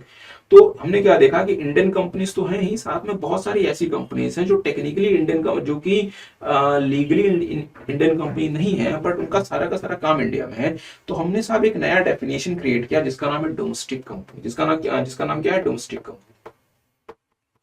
तो डोमेस्टिक कंपनी कौन सी कंपनी हो गई? इंडियन कंपनीज भी आ गई, और ऐसी कंपनीज भी आ गई जिन्होंने कुछ प्रिस्क्राइब्ड अरेंजमेंट्स किए हुए हैं इंडिया में। तो ध्यान दीजिएगा, डोमेस्टिक कंपनी कौन सी company? Indian company. Indian company और एनी अदर कंपनी जो कि इंडिया के लॉस के हिसाब से इनकॉर्पोरेट नहीं हुई, which in respect of its income liable to tax has made the prescribed arrangements for the declaration and payment of dividends within India out of such income। और ये prescribed arrangement डियर आप CA final में देखो। तो हम इसे क्या नाम देते हैं? Domestic company. तो सर ये डोमेस्टिक कंपनी इंपॉर्टेंट क्यों है? डियर फ्रेंड्स, जो beneficial tax provisions Indian company पे अप्लाई करते हैं, वही beneficial tax provisions domestic company पे अप्लाई करते हैं। मतलब जो बेनिफिशियल टैक्स प्रोविजंस हैं वो Indian company plus domestic company पे अप्लाई करते हैं, फॉरेन कंपनी पे अप्लाई नहीं करते। तो अगर आप एक फॉरेन कंपनी है, मतलब अगर आप विदेश के कानून के हिसाब से इनकॉर्पोरेटेड हैं, तो आप इंडियन कंपनी तो नहीं बन सकते, बट आप डोमेस्टिक कंपनी में आ सकते हैं by making the prescribed arrangements. तो आपके ऊपर अभी वो बेनिफिशियल लॉज अप्लाई होने शुरू हो जाएंगे। जैसे सर बेनिफिशियल लॉज, जैसे आपको पता है डोमेस्टिक कंपनी में टैक्स रेट 25% या 30% है, फॉरेन कंपनी में 35% है। डोमेस्टिक कंपनी के लिए 115 BAA है, 115 BAB है, जबकि फॉरेन कंपनी के लिए ऐसा कुछ नहीं है। तो ये कुछ बेनिफिशियल प्रोविजन है साहब जो सिर्फ किसके लिए है? डोमेस्टिक कंपनी, इंडियन कंपनी नहीं, डोमेस्टिक कंपनी के लिए। तो वो आप बेनिफिट ले सकते हैं डोमेस्टिक कंपनी। ठीक बात है। अच्छा, चलिए ये सारी बातें मैंने यहाँ पे आपको लिख के दी हुई है। अच्छा, और फॉरेन कंपनी कौन सी कंपनी होती है? Company which is not a domestic company. अच्छा, दूसरी जो क्लासिफिकेशन है डियर वो है वाइडली हेल्ड कंपनी और क्लोजली हेल्ड कंपनी। अब मेरी बात पे थोड़ा सा ध्यान दीजिएगा। अब लेट्स से एक ऐसी कंपनी है जिसके बहुत सारे शेयर होल्डर हैं, जो कि बहुत मतलब जिसके बहुत सारे बहुत ही ज्यादा वाइडली हेल्ड कंपनी है, मतलब बहुत सारे लोगों ने उनकी शेयर कैपिटल होल्ड की हुई। ऐसी कंपनी पे मैनिपुलेशन करना, इनसाइडर ट्रेडिंग करना ज्यादा आसान है, या ऐसी कंपनी के साथ में मैनिपुलेशन ज्यादा इजी है, इनसाइडर ट्रेडिंग ज्यादा इजी है, जहां पे 4-5 लोग हैं और वही लोग सारे के सारे डिसीजंस लेते हैं, पूरा कैपिटल भी उन्होंने ही ऑक्यूपाई किया हुआ और सब कुछ वही करते हैं, तो वहां पे ज्यादा इजी है इनसाइडर ट्रेडिंग करना, मैनिपुलेशन करना। सर बट अब ऐसी बात है, जो क्लोजली हेल्ड कंपनी होगी वहां पे it is easy to do manipulation, it is easy to do insider trading. तो डियर क्लोजली हेल्ड जो कंपनीज होंगी उनमें इनकम टैक्स एक्ट के कुछ स्पेसिफिक प्रोविजंस लगते हैं जो सिर्फ क्लोजली हेल्ड कंपनीज पे लगते हैं। ठीक बात है। अच्छा, जैसे फॉर एग्जांपल सेक्शन 222 ई का डीम्ड डिविडेंड, वो सिर्फ क्लोजली हेल्ड कंपनी पे लगता है, वाइडली हेल्ड कंपनी पे नहीं लगता। तो सर ये वाइडली हेल्ड कंपनी क्या होती है, ध्यान दीजिएगा। अच्छा, as per section 218 a company is said to be a company in which public are substantially interested, मतलब widely held company if it satisfies any of the following condition। मतलब एक company को हम मान लेंगे कि एक वाइडली हेल्ड कंपनी है, और वाइडली हेल्ड कंपनी होने की वजह से जो इनकम टैक्स एक्ट में जो स्ट्रिंजेंट प्रोविजंस लगते हैं वो आपके ऊपर हम नहीं लगाएंगे यदि आप इनमें से कोई भी कंडीशन फुलफिल करते हैं। तो सर कंडीशन क्या क्या है, ध्यान दीजिएगा। आप एक ऐसी कंपनी है साहब जिनके शेयर स्टॉक मार्केट में लिस्टेड है on the last date of the previous year, मतलब आपके शेयर किसी भी रिकॉग्नाइज्ड स्टॉक एक्सचेंज में लिस्टेड है on the last date of the previous year. Dear, जब भी आपकी शेयर्स की स्टॉक मार्केट में लिस्टिंग होती है, मतलब होती है, आपको बहुत सारे नॉर्म्स को कंप्लाई करना पड़ता है, आपको बहुत सारी चीजों का ध्यान रखना पड़ता है, आपको छोटी से छोटी जानकारी स्टॉक एक्सचेंज को सबमिट करनी पड़ती है टाइमली बेसिस में। तो अगर आपके शेयर स्टॉक मार्केट में लिस्टेड हैं तो आप डिस्क्लोजर ना करें या आप चीजों को छुपा जाएं, ये इतना आसान नहीं होता।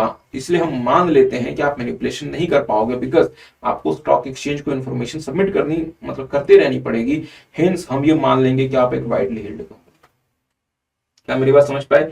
बिकॉज अब आप इंफॉर्मेशन को हाइड करने के पोजीशन पे नहीं है, बिकॉज आपको स्टॉक एक्सचेंज को इंफॉर्मेशन सबमिट करते रहनी पड़ेगी, डिस्क्लोजर देते रहने पड़ेंगे।